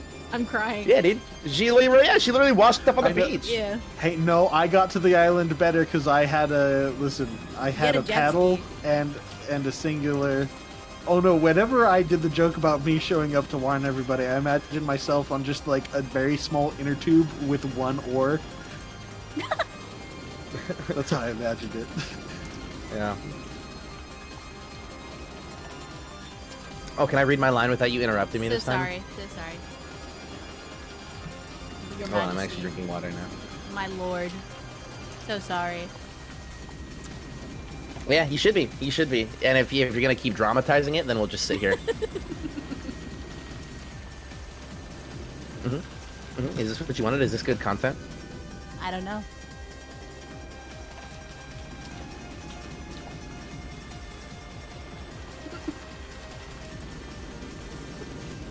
I'm not dramatizing it anymore. Why is it still quiet? I'm waiting. You have to admit defeat first. What is defeat? I am sorry for interrupting you. Oh yeah. You can always It pull works Sean every Schimmel time. and fire him unjustly. This is your last The- stream, by the way. The Iceman treatment works every time, chat. Never forget. If your woman is being annoying, just ignore her. Bruh. And remember, Don't the act- counter to that is the Funimation strategy of unethical business practice. Oh, I thought you were gonna say. I thought you were gonna say the other end to that is like if your husband is being annoying, just divorce him. Yeah. I mean, That's the- I'd call that unethical business practice. Divorce is always on the table. Can we use bonk on all of you? I mean, if you want, bruh. You I'll be can't. bonking my shit. Okay, no, I'm done being it now. Bit over. Yeah.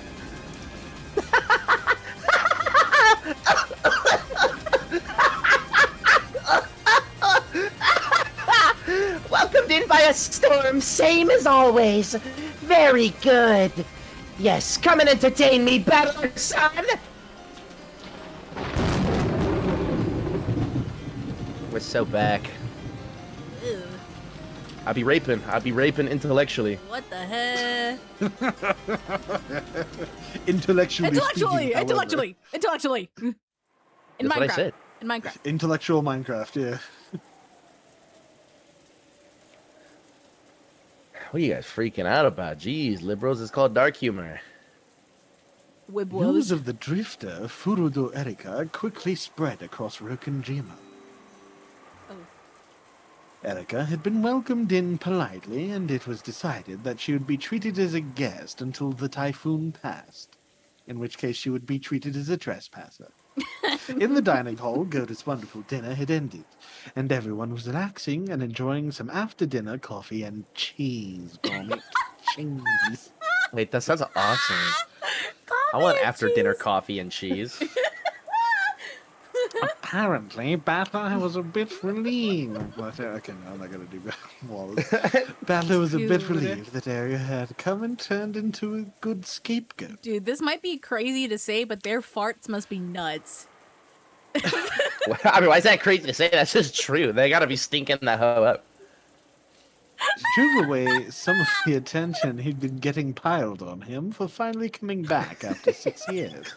Gromit, we've got to solve the epitaph. Gromit, they've been murdering my family, Gromit, we've forgotten the murders. She's an intellectual rapist, Gromit.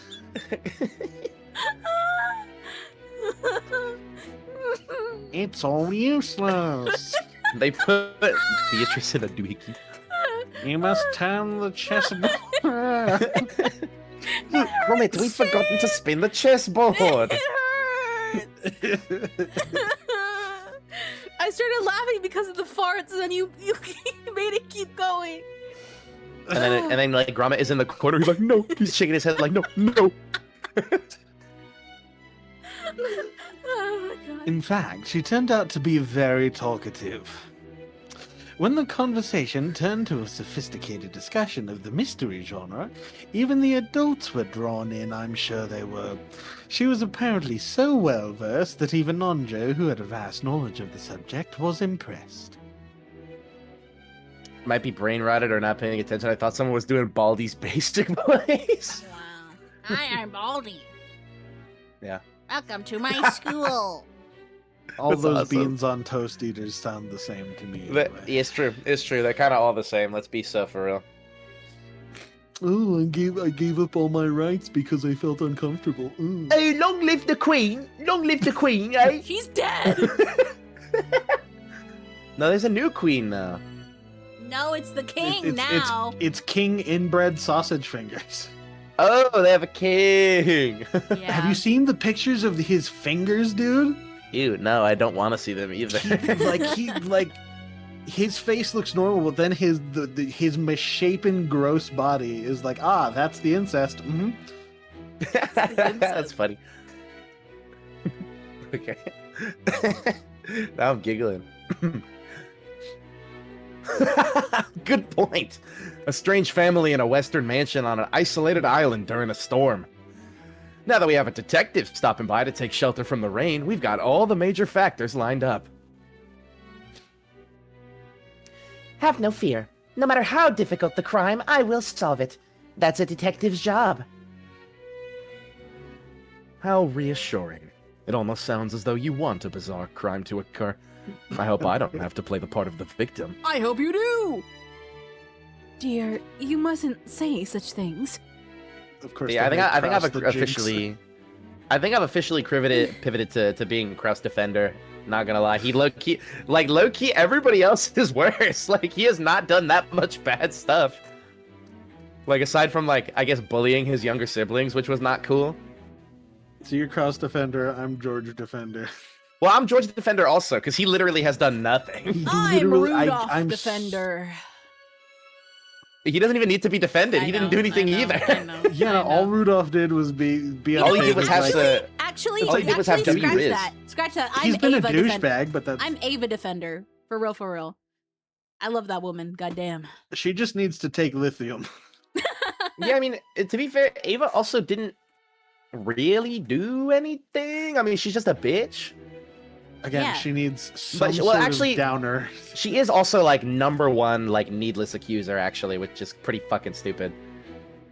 But to be honest, bro, Natsuki and Rosa are the worst. Like, Natsuki is pathetic, so like that makes her a little bit less bad than Rosa, but she's still awful. I'm a Goda Defender. For sure, for sure. Shout out Goda Shout out For real, Goda. for real, best cook. type sheet. Ah. Well, the history of the human mystery genre is only about a century old. Its tricks and ideas are limited to a few recycled patterns, so there's nothing left to show. No matter what kind of impossible crimes or closed-room murders might occur, It'll be nothing more than one of the same classes of tricks dressed up to look like something new. The only reason mysteries still make for popular books today is because self-proclaimed fans, those who work off pieced-together knowledge and who have hardly read any of the classics, mistakenly think that a classic trick they didn't know about, through lack of proper study, is actually something new and surprising. She's talking about LARPers, guys. Don't LARP. LARP alarm, LARP alarm. We're in the middle of a LARPademic on the internet, guys. Do not LARP fandoms, all right? Just actually get into the source material, so that way we, yes, us, you and me, do not have to bully people.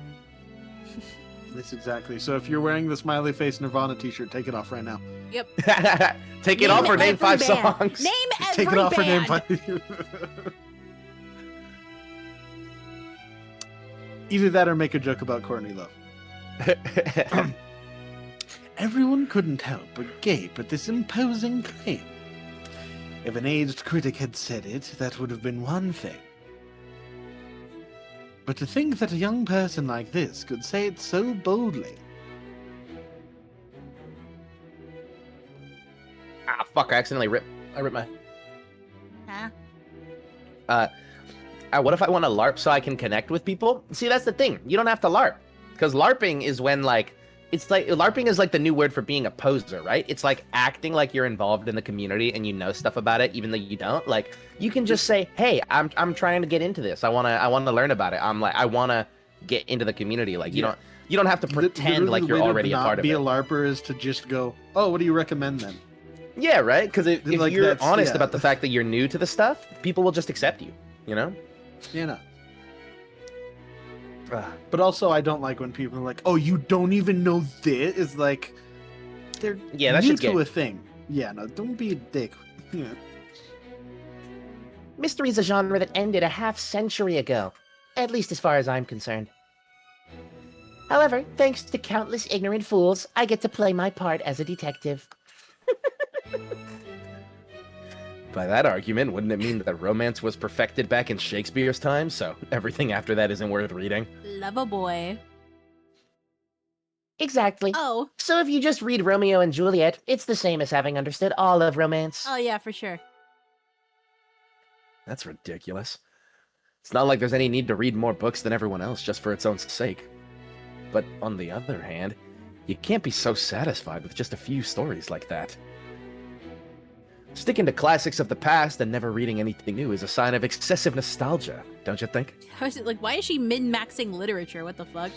I don't know. This is a exact parallel to all the old wrestlers starting their own podcasts and being like, back in my day we didn't do flips, that's gay, we would lay on the ground together for 15 minutes, that's how you wrestle a match. Yeah. That sounds to me like the excuse of an old person who can't be bothered to read more. I see. I guess I'll need to read at least as much as you, or else I'd probably lose in an argument. Me? I don't read books. LARPer. Yeah, she's hella mad that he LARPing, bruh. Battler chuckled, but Erica knew from the previous game that Battler was actually quite an avid reader. So his words felt like more of a challenge. It's actually true, bro, because people will do that too. Oh, like they is actually this her read hella being a and they're like, LARPer? Is this her being a LARPer because not Lambda, because she's just a piece, right? So she has as much knowledge on the mystery genre as Castle? Castle. Yeah. So she kind of like, what if Battler actually does have more knowledge on that subject than Byrne? I mean, he could, I guess, now maybe now that he's got like game master powers and stuff. But I don't think so, because like Castle's whole thing is like she's basically knowledgeable about all universes, right? Plus, the narrator did just tell us like obviously he does actually read a lot of books, so I think it's in the vein of like Erica the character like is just dismissive of stuff that she finds to be like kind of like she said like derivative or whatever. She's like, oh, it's all the same, but it's obviously not. If you're so confident in your reasoning abilities, you must be really quite good at puzzles, right? quizzes and puzzles. I read that completely wrong. Oh, right. Maria, didn't you bring a quiz book or something? Brought it. Realizing that Erica's arrogant statement had made the atmosphere a little more tense, George smoothly changed the subject.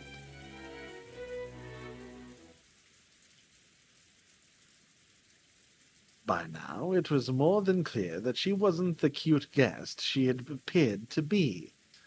Maria pulled a book out of her bag that had quizzes and puzzles written on it and started reading them to everyone.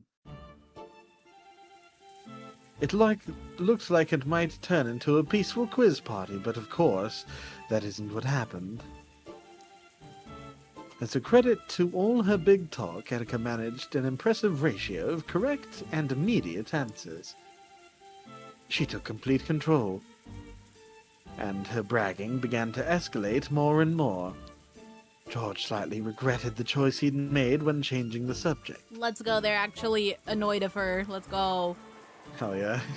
No, she's not impressed by anyone anyway. Now that Battler has DM privilege, he's just like, Yeah. actually, none of the NPCs like you. Yeah. 106 matches. No need to even write a tournament chart for it. The question, how many matches would you need for a tournament with 107 teams, was answered instantly by Erica. This is less of a puzzle than it is a test of knowledge. There's a formula which shows that the number of matches is always the number of teams minus 1. Well, if you just look at the example showing 3 matches for 4 teams and 7 matches for 8 teams, it should be easy to figure out the pattern. Erica, that's awesome. Erica and Ned-chan, right? Say it. She's got like the hand up.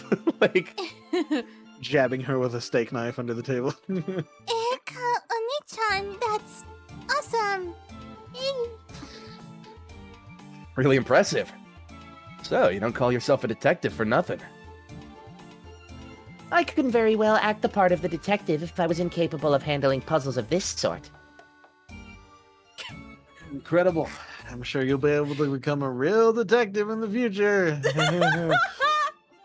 Well, I'm pretty sure I already am one. You fucking little shit. The cousins all thought about the answers to the questions, but Erica always answered first. Rosa thought it was a bit rude for Erica to say the answers out loud while people were still thinking, instead of keeping them to herself. But since Erica was a guest, she decided against mentioning it. In truth, Erica was perfectly aware of this when she answered the questions instantly. Each time she would grin broadly as though saying, "You all still haven't solved such an easy problem." Or it's not contest. It's not a contest. It is though. Great. Your dad don't work at Nintendo no more, bitch. A great detective like you shouldn't really need to take these too seriously, right, bitch? Oh, I love they're all being asked. Yes, this is great. They're being politely sassy. I love it. Yeah, oh, Yeah. that's great. Good point. Even though these are just childish questions, I was getting a bit too serious. I'll take more care. So let's have the next question, please. All right, I won't lose this time. Maria, next question.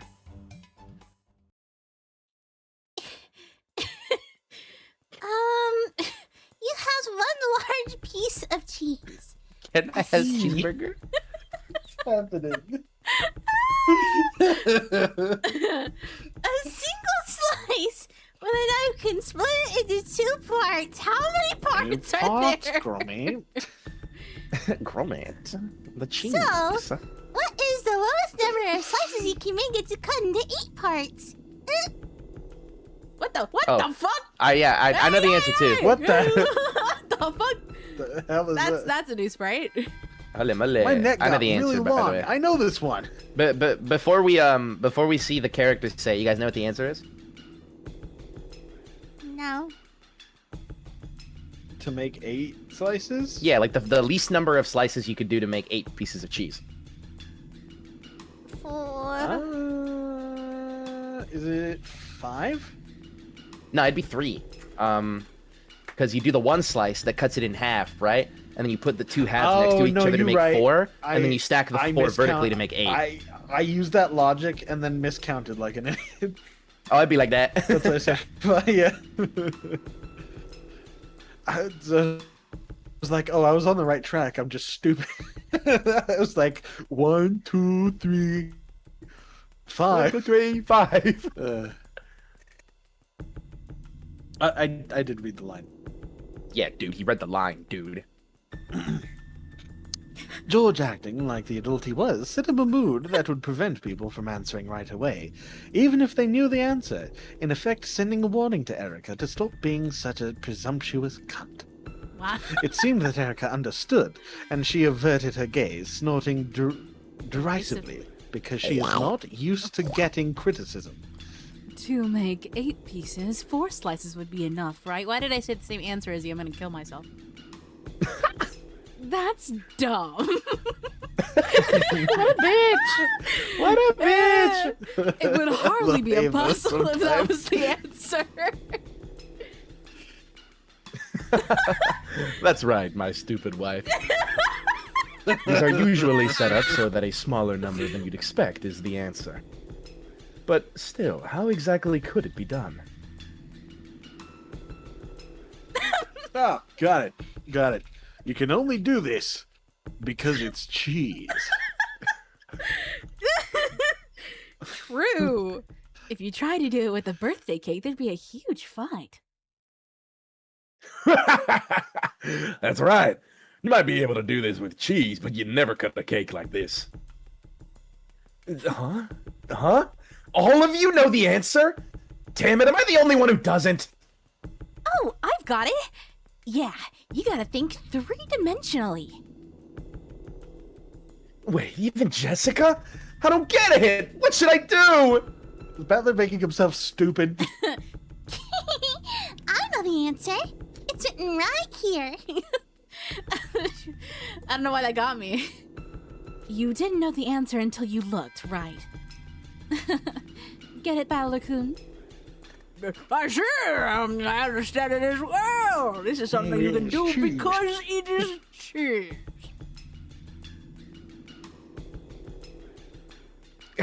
Even Dr. Nanjo gets it? Could it be? Am I the only one who doesn't get it? I'm sure even your brain could be as flexible as cheese if we cooked it a little, Battler-san. What the hell? It isn't something like use 0 slices with the knife and break it apart with your hands, right? Battler, course she's not. metagaming threats again.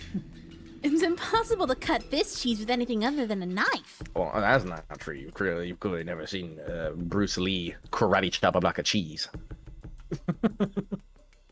Think of the tree. Think of the trees. Think of the cheese. Think of the cheese in 3 dimensions. If that's hard, it might help to draw a picture on a paper napkin. or Thanks, be less George. dumb. Wallace would get it easy. No, dude, Wallace would be like, "Why are we slicing up the cheese all at once? Gromit would get it easily.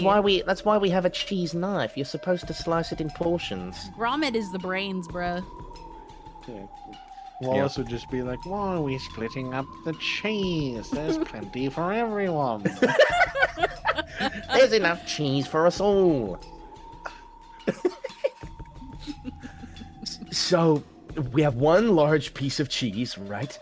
Then we use a knife to make 8 pieces. Can the knife only cut in a straight line? Battler, you're overthinking it, buddy. Yes, that's right. The knife only cuts in straight lines. Oh, but here's a hint. You can only cut in a straight line, but you're free to cut it whenever or wherever you want. Hey, yo. Right, thinking of a bunch of ways to stick it in. Yeah. Yeah. Get it? That's an appropriate joke for this room. Yeah. You should probably try to think out of the box a bit. Show us what you've got, Battler-kun. He's really thinking about this, bro. You have a large piece of cheese. How many times must you cut it with a knife to make 8 pieces? I love could how even obviously do it in Ryokushi 4 can't take cuts. the intros to these games seriously. Yeah. Could it be done in any fewer cuts than that? Our hints so far point to it being possible specifically because it's cheese. If it was a birthday cake, you really wouldn't be allowed to do this. Jeez. Damn it. Rotating cheese in my mind. Cheese. Cheese. Something you can do because it's cheese. Oh. Oh! I got it! I was totally tricked! This isn't something you could think up if your mind's all stiff and rigid. Seems like you finally hit on it. Hopefully it actually is the right answer.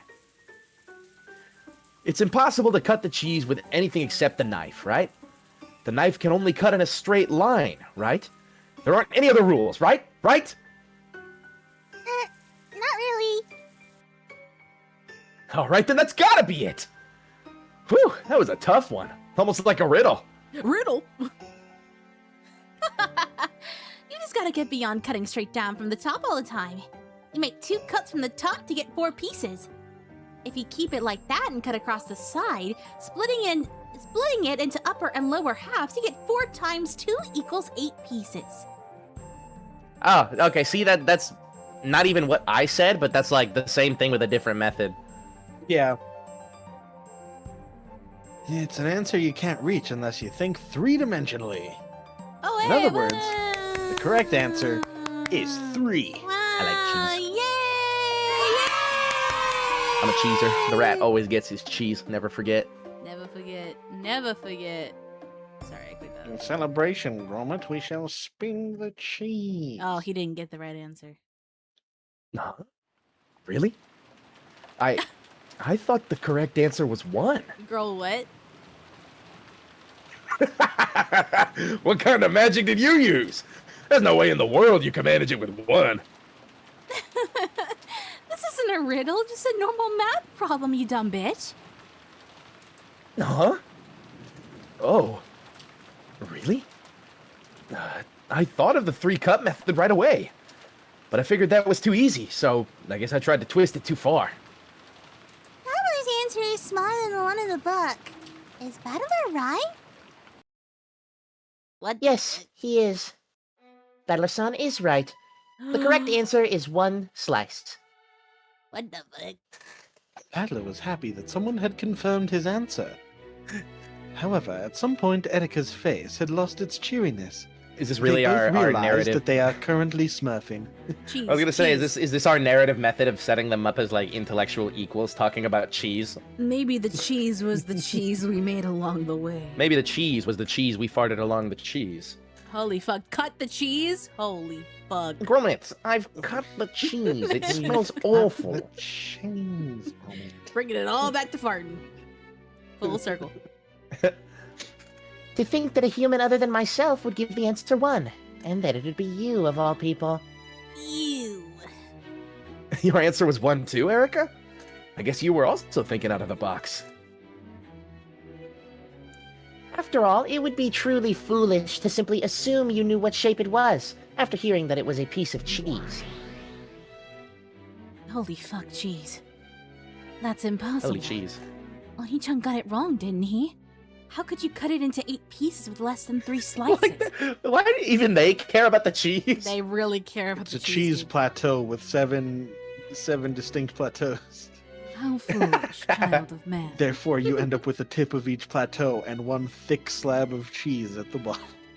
It Dude, it's gonna be says- like run the knife through like all of the cheese at once and just like do one continuous cut back and forth in straight lines. Yeah, I'm just imagining like a comb of cheese, and you just cut it straight across, and it never specified how big the pieces had to be. It's true. It says to cut it into 8 pieces, but nowhere does it say that they have to be of equal size. It's still impossible. Do you cut it with something other than a knife? The rules say that only the knife can cut it, and that the knife can only cut in a straight line.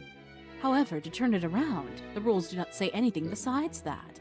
In fact, the shape of the cheese is never specified. I see.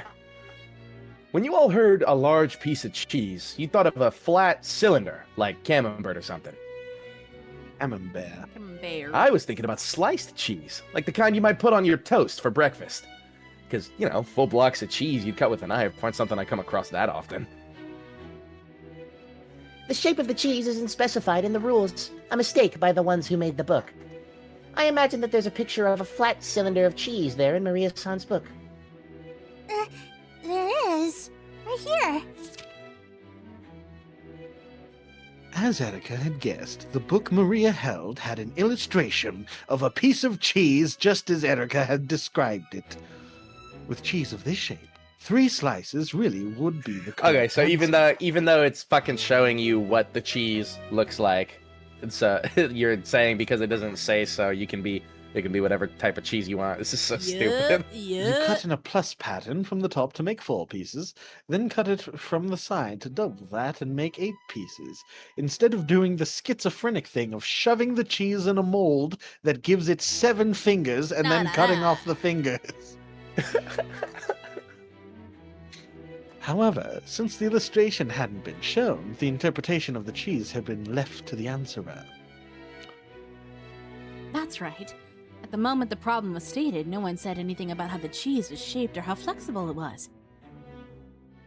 Exactly. It seems that Battler-san was the more flexible one when it comes to both brains and cheese. I don't get it. How does making it sliced cheese let you cut it into 8 parts with a single knife slice? Why not try it with that paper napkin? Pretend it's sliced cheese. It's like this. You fold it accordion style. How many times do you need to fold it to make 8 sections? 6 times. Oh, that's not even how I thought about it. Yeah. To fold it accordion style, you alternate between upward and downward folds. Once you've done this 6 times, it looks like the side of an accordion. With normal cheese, it'd break if you tried to fold it like this. But the rules say that this cheese can't break unless you use a knife, right? Yes, no problems there.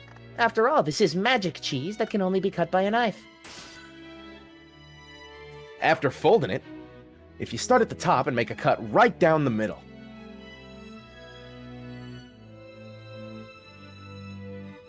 Right, it would make 8 parts. Wait a second. The parts aren't all equal this way, right? All the questioner said was it to cut into 8 pieces. They didn't say anything about them being equal.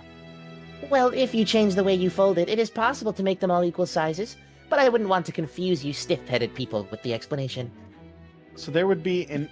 I wonder if that's indicative of the game now, because there would be an infinite number of ways to do it with one slice. I wonder if they're trying to say there's an infinite number of ways to run this game with there being one correct answer. I mean, yeah, they literally said that, like, at the end of the previous chapter, right? Like, Yeah, so... 'cause when Battler gained all of the knowledge, he was they're like... reintroducing that metaphor. Yeah, exactly, via because he literally cheese. said, like, oh, I know what the That answer is, but concept there's via so many ways to metaphor. reach it.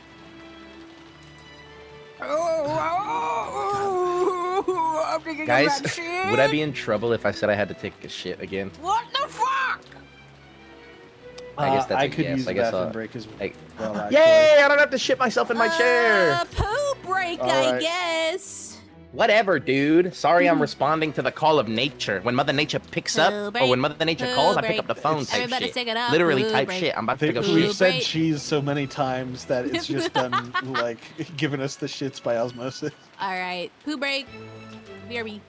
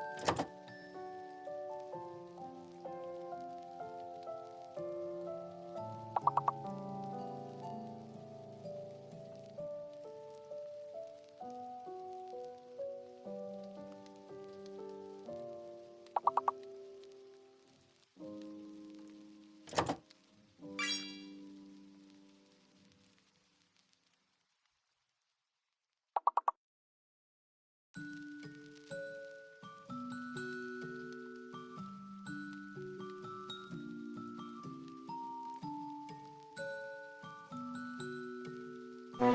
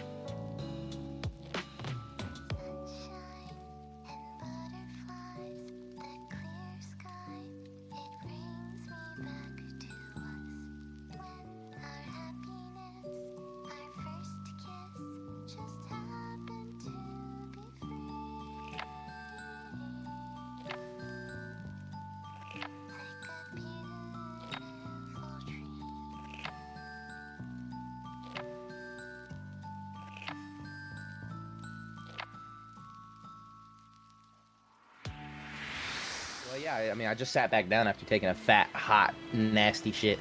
All right, hi, we're live. Hello, did they hear me talk about Ladies the and fat, gentlemen, we nasty are shit? post-fat, hot, nasty shit. How are we all feeling? Hello, it's now that our me, the fat, buttholes hot, have been nasty shitter. exercised. That our buttholes have maximized? Is that what you said? Have been exercised. exercised. Oh. Exercised. Exercise, that's like extra exercised. For real. We're I'm back. keeping pretty good myself. Oh, yeah. How many inches it, you gaping? Is this one Neweto? Yes. Alright. I know a better way to exercise than shut up, Rend. Whoops. That would have been bad. That is a workplace violation. We're calling all the HR. gay. We're all HR gay. department. Twitch, we're all gay. We're all allowed to say it. Let's say it We're together all- on 3. 1, no. Friends. I wish, dude. I wish. Yeah, friends. We're all friends. Friends. For a while, everyone was stunned. Battler dropped the F-bomb in the middle of the... Friend. Battler had reached a far better answer than 3 by thinking of the problem as a riddle. Etika had already known both answers and had even spotted a mistake made by the book. The others could do nothing but stare at those two in surprise. Jamie, you can be gay, but only for this month. That's only when Right, it's you don't allowed. even you don't have to ask us for permission for that, dog. I don't know. I think I don't know what that to is tell you. definitely a decision you should make for yourself. You can only Yeah, be because gay as we when all the know, being gay corporation- is the choice. So you should decide for yourself. Yeah, exactly. You can only be gay when the corporations tell you to, I fear. And it's a choice that you can and should take back.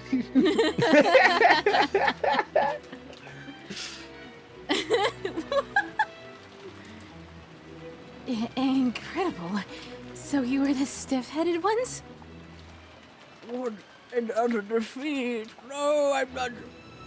You were thinking in 3 dimensions. But it looks like Battler-kun and Erika-chan were thinking in 1 dimension higher. The They 4th literally dimension. weren't. Like, okay. It seems the game with the witch has toughened you up quite a lot. Puzzles without specified rules, in other words, all things not covered by the red truth, are left to the observer's interpretation. It's the most basic of methods for constructing gaps in the witch's closed rooms. You metagaming What are you right now? talking about? Oh yeah, what the fuck? Is that a quote from some novel? A visual novel. Well, let's call it that for now, shall we? Looks in the camera. What if asking for permission to be gay is Jamie's thing? Get a new thing, bro. We're I- thing I don't shaming. I don't think preference cucking exists. No. Wait. Okay, well, let's not go too far. because I would bet money that it does. Ah. Yeah, no, bet money you that know, it does. I said I bet this doesn't exist when talking about a fetish. That is number one mistake. You're right. Well, because like it's a pretty easy one to think out logistically too, because there's got to be some like findom cuck guy who like his like mistress only lets him be gay and true. fuck the bull on the weekends. Yeah, no, please may I visit him, mistress. Yeah, some shit Please, like that. please, mistress, could I be gay today? Please, I want to get fucked by the bull. And she's like, no, not today. You must be straight. No, you're gonna watch the bull fuck me again today. And he's like, oh No, you're gonna go home and watch WWE, then eat my pussy. It's like that You scene from have no Scary Movie choice. where like she takes the panties off and it's like the massive bush with the flies coming out. Oh my god. Guys, everybody go watch Scary Movie. That's a good movie. Oh, yeah, no, Pike was actually talking about making me watch those because I haven't. Oh, dude, they're really good. You'd love them. Good talk. Oh, God. Good talk. Oh god. This Anyway. has been a good one. Anyway, I guess this means that everyone's brains are as stiff as rock-hard cheese.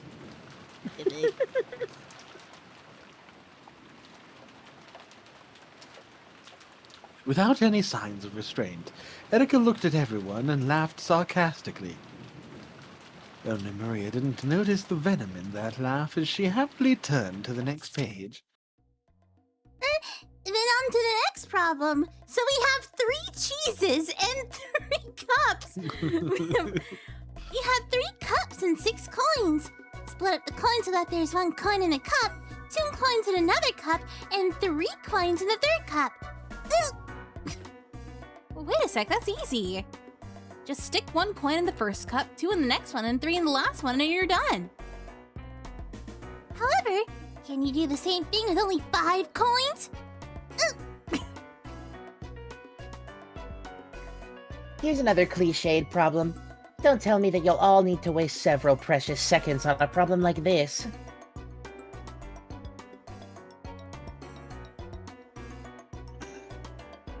By now, Erica was gazing around with an unpleasant look, acting in a manner that was completely inappropriate both for a guest and for someone of her age.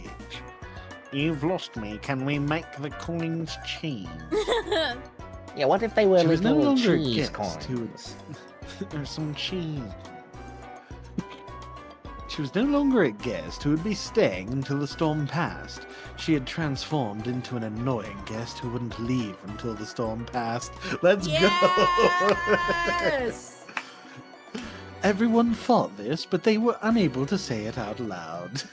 Let's go. And then Erica's mind is like, they love me. They love me this so one's much. gonna be punishment for her, isn't it? Oh, hell yeah. I'm so excited. Right. Speaking of problems with coins, I've heard that picking up coins is a good way of judging someone's skill with chopsticks. Thanks, Let's do George. anything other than this. Oh, no. Oh, no. Chopsticks? Yes, chopsticks, that's right. Chopsticks are the most elegant utensil on the planet. Poking things and chopping them up with forks and knives is so barbaric. Chopsticks are the best. For me, using chopsticks is truly an art. Does anyone have a joint? George, I think it's time for us to take our walk. Yeah, it's time to go on a Hey, Battler, you want to come on the walk? Oh yeah, let's go. They all leave her alone in the... They leave her alone in there. Yeah, big kids only walk. Sorry, bro. Oh god. Jessica was about to say, aren't chopsticks just sticks? But stopped herself just in time. She realized that it'd be best to let George take control for now. I like how they all agree that George is like, okay, George, damage control, go. He is the best damage control with kids. Yeah, well, because he's the mature one. I have a coin here, so would you like to challenge me? I'm pretty good with chopsticks. Let's talk about literally anything else. That's right. We trained George very well with those. Indeed. Table manners are a window into one's upbringing, And Erika-san uses them quite well herself. Our daughter uses them like shit. I'll lend you some coins too. It'll probably be more fun with more of them. Jessica. Bitch. Damn, for you, Fucking Great, that you were bitch. absolutely Do called you it. see why I don't like her? Good Like, come on, God. bro. I mean, I Leave can, your daughter alone. I will. Even though I do defend Natsuki on some things, I do think that she is a terrible mother to Jessica. Jessica, perhaps you could be less of a dumb whore. Yeah. Dude, I don't even know. I don't even know what's worse, actually, because it's like, it's literally obviously you're picking between bad and worse with her and Kraus, but it's like, it's literally neglect versus like genuine disapproval at all times. Yeah. Watch I closely think I'll take and the learn. neglect personally. Damn it. All right, let's go. Let's see who can move the all right, let's go. Let's see who can move the most coins over to their plate. Bring it on! Chopsticks, chopsticks. Ah! And then she goons all over the table. Gooning. This time, George had steered the conversation into a good direction. Everyone else understood, and they helped to egg on this chopstick fight and change the subject. They were fully aware by now that Erika was extremely proud of her intelligence, and apparently she had the bad habit of using that to look down on other people. So are the adults not gonna have the argument because they're too busy focusing on an asshole guest? Is that the good end? Holy shit, That good they end. don't argue with each other because the family's united against, Holy fuck this bitch. fuck, good Dude, end. I mean, hey, Good end. sometimes you just need a lightning rod for all that hate. True. Congratulations, Erika. You are the victim for all the Twilight. Yay! The chopstick fight from Kung Fu Panda. But it's just George and Erika. She spun her chopsticks around with the deft hand of a juggler and stared at the coins scattered on the table like a dog who had been told to stay after having a meal placed in front of it. I love that the narration is just dogging on her. Pun intended. Widowly.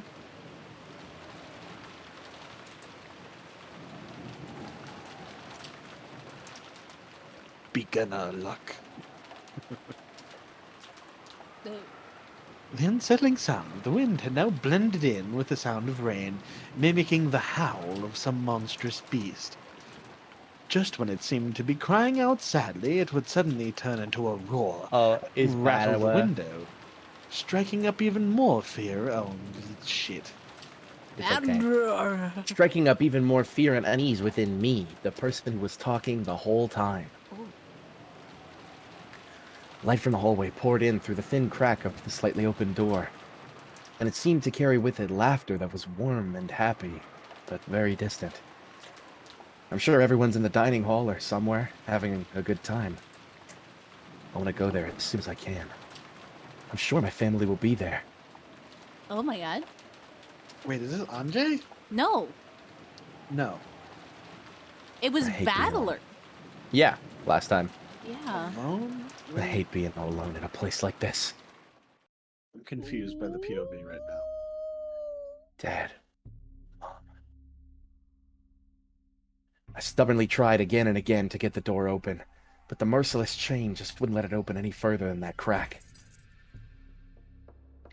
On the contrary, feeling this close to a way out just made me more impatient.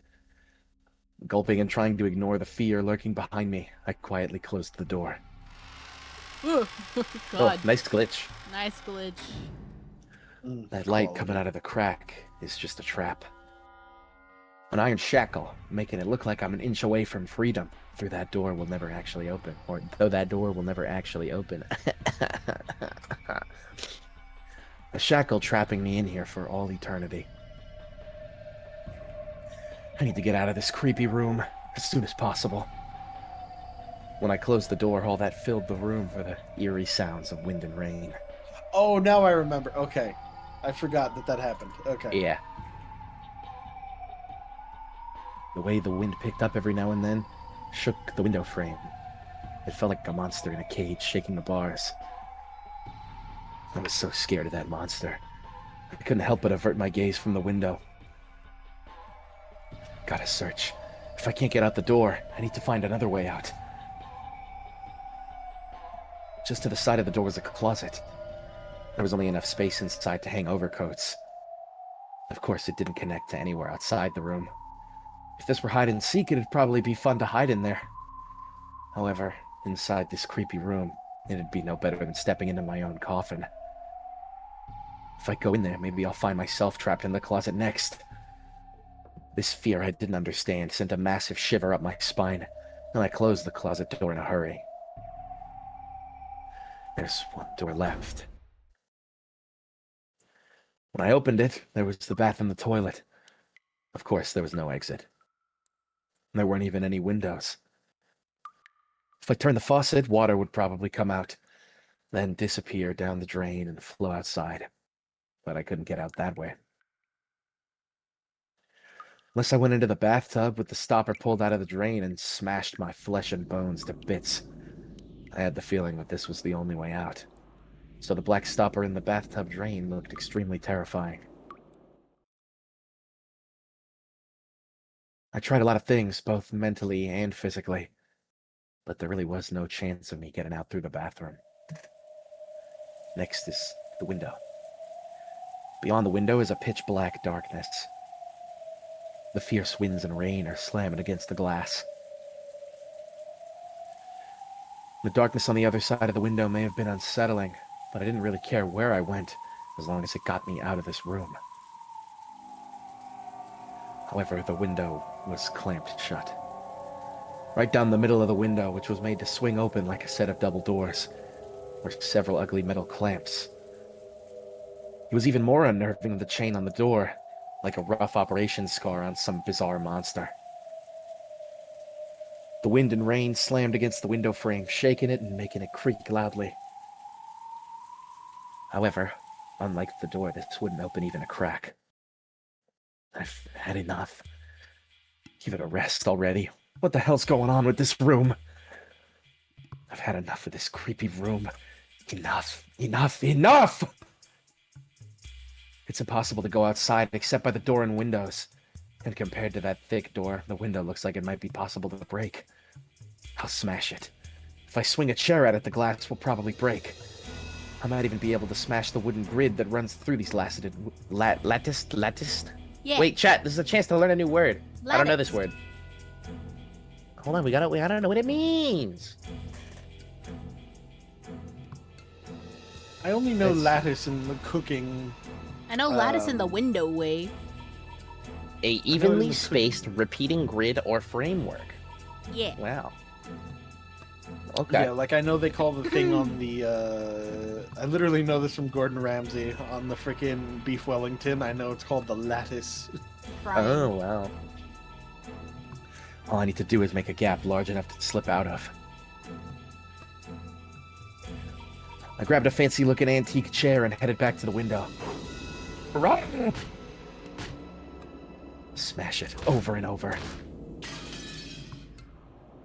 The glass smashed with a violent sound, and the frame groaned and creaked. Smash it, smash it. Over and over. If I can just break through the wooden grid. Damn it, what the hell? Even though the glass had been smashed apart, even though the cold rain that blew in tormented me, I just couldn't get that grid to break. They weren't iron bars. It was just a slender wooden mesh. Even though it's fragile enough to make that creaking sound, why doesn't it break? No, wait, maybe it's almost broken. What if I try attacking it from a different angle instead of just smashing it head on? I stuck my left hand outside through the hole in the broken latticed window, grabbed the frame from the front with my right hand and tried to break it by shaking it around from both sides.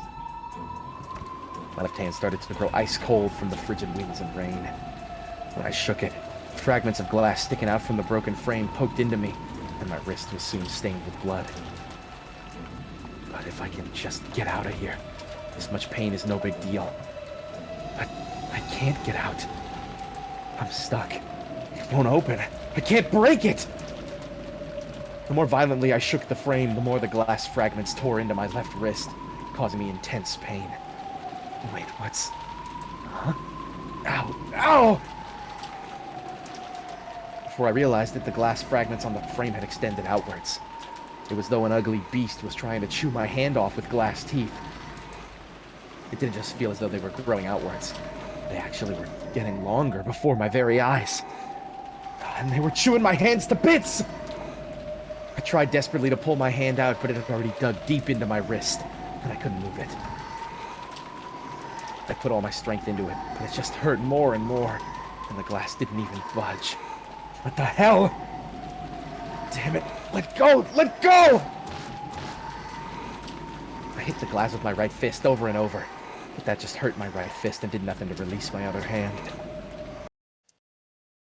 Just then, my left hand, which was still exposed to the rain outside, brushed against something slimy. What? It couldn't have been a leaf blown about by the winds or anything like that. I mean, it felt just like the touch of someone's rain-soaked hand.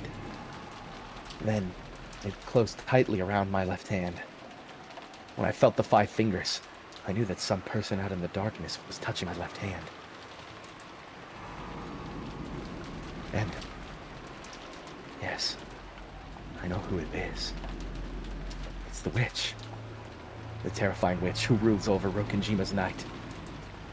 The 2 hands soaked in the freezing rain gently caressed my left hand. However, though I could tell what was happening by touch, I couldn't see anything out there in the darkness. Then, it felt about my fingers and twisted my ring finger upwards. Ow! Ow! It's gonna break! Ah! Oh my god. At that moment, I saw something in the darkness for the first time. It was white. The darkness grinned and bared its white teeth. Then, that mouth filled with eerily white teeth approached my finger that had been twisted up so far it was about to break and open wide. Oh my god, dude, what's going on? It must have been laughing at me from the darkness. After all, that creepy mouth was twisting upward in a huge grin. I had a horrible idea of what it might be trying to do to my finger. A shiver ran up my spine. I resisted as hard as I could, but the fangs of glass just wouldn't release my left hand. And then, it gently bit my finger. Gently. Gently. It said. Nice and Did you gentle. put your name in the goblet of fire? Dumbledore said calmly.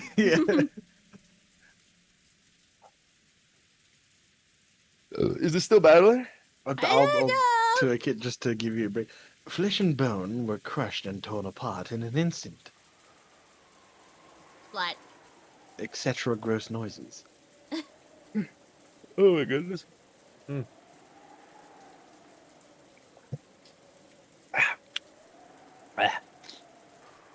Oh my god.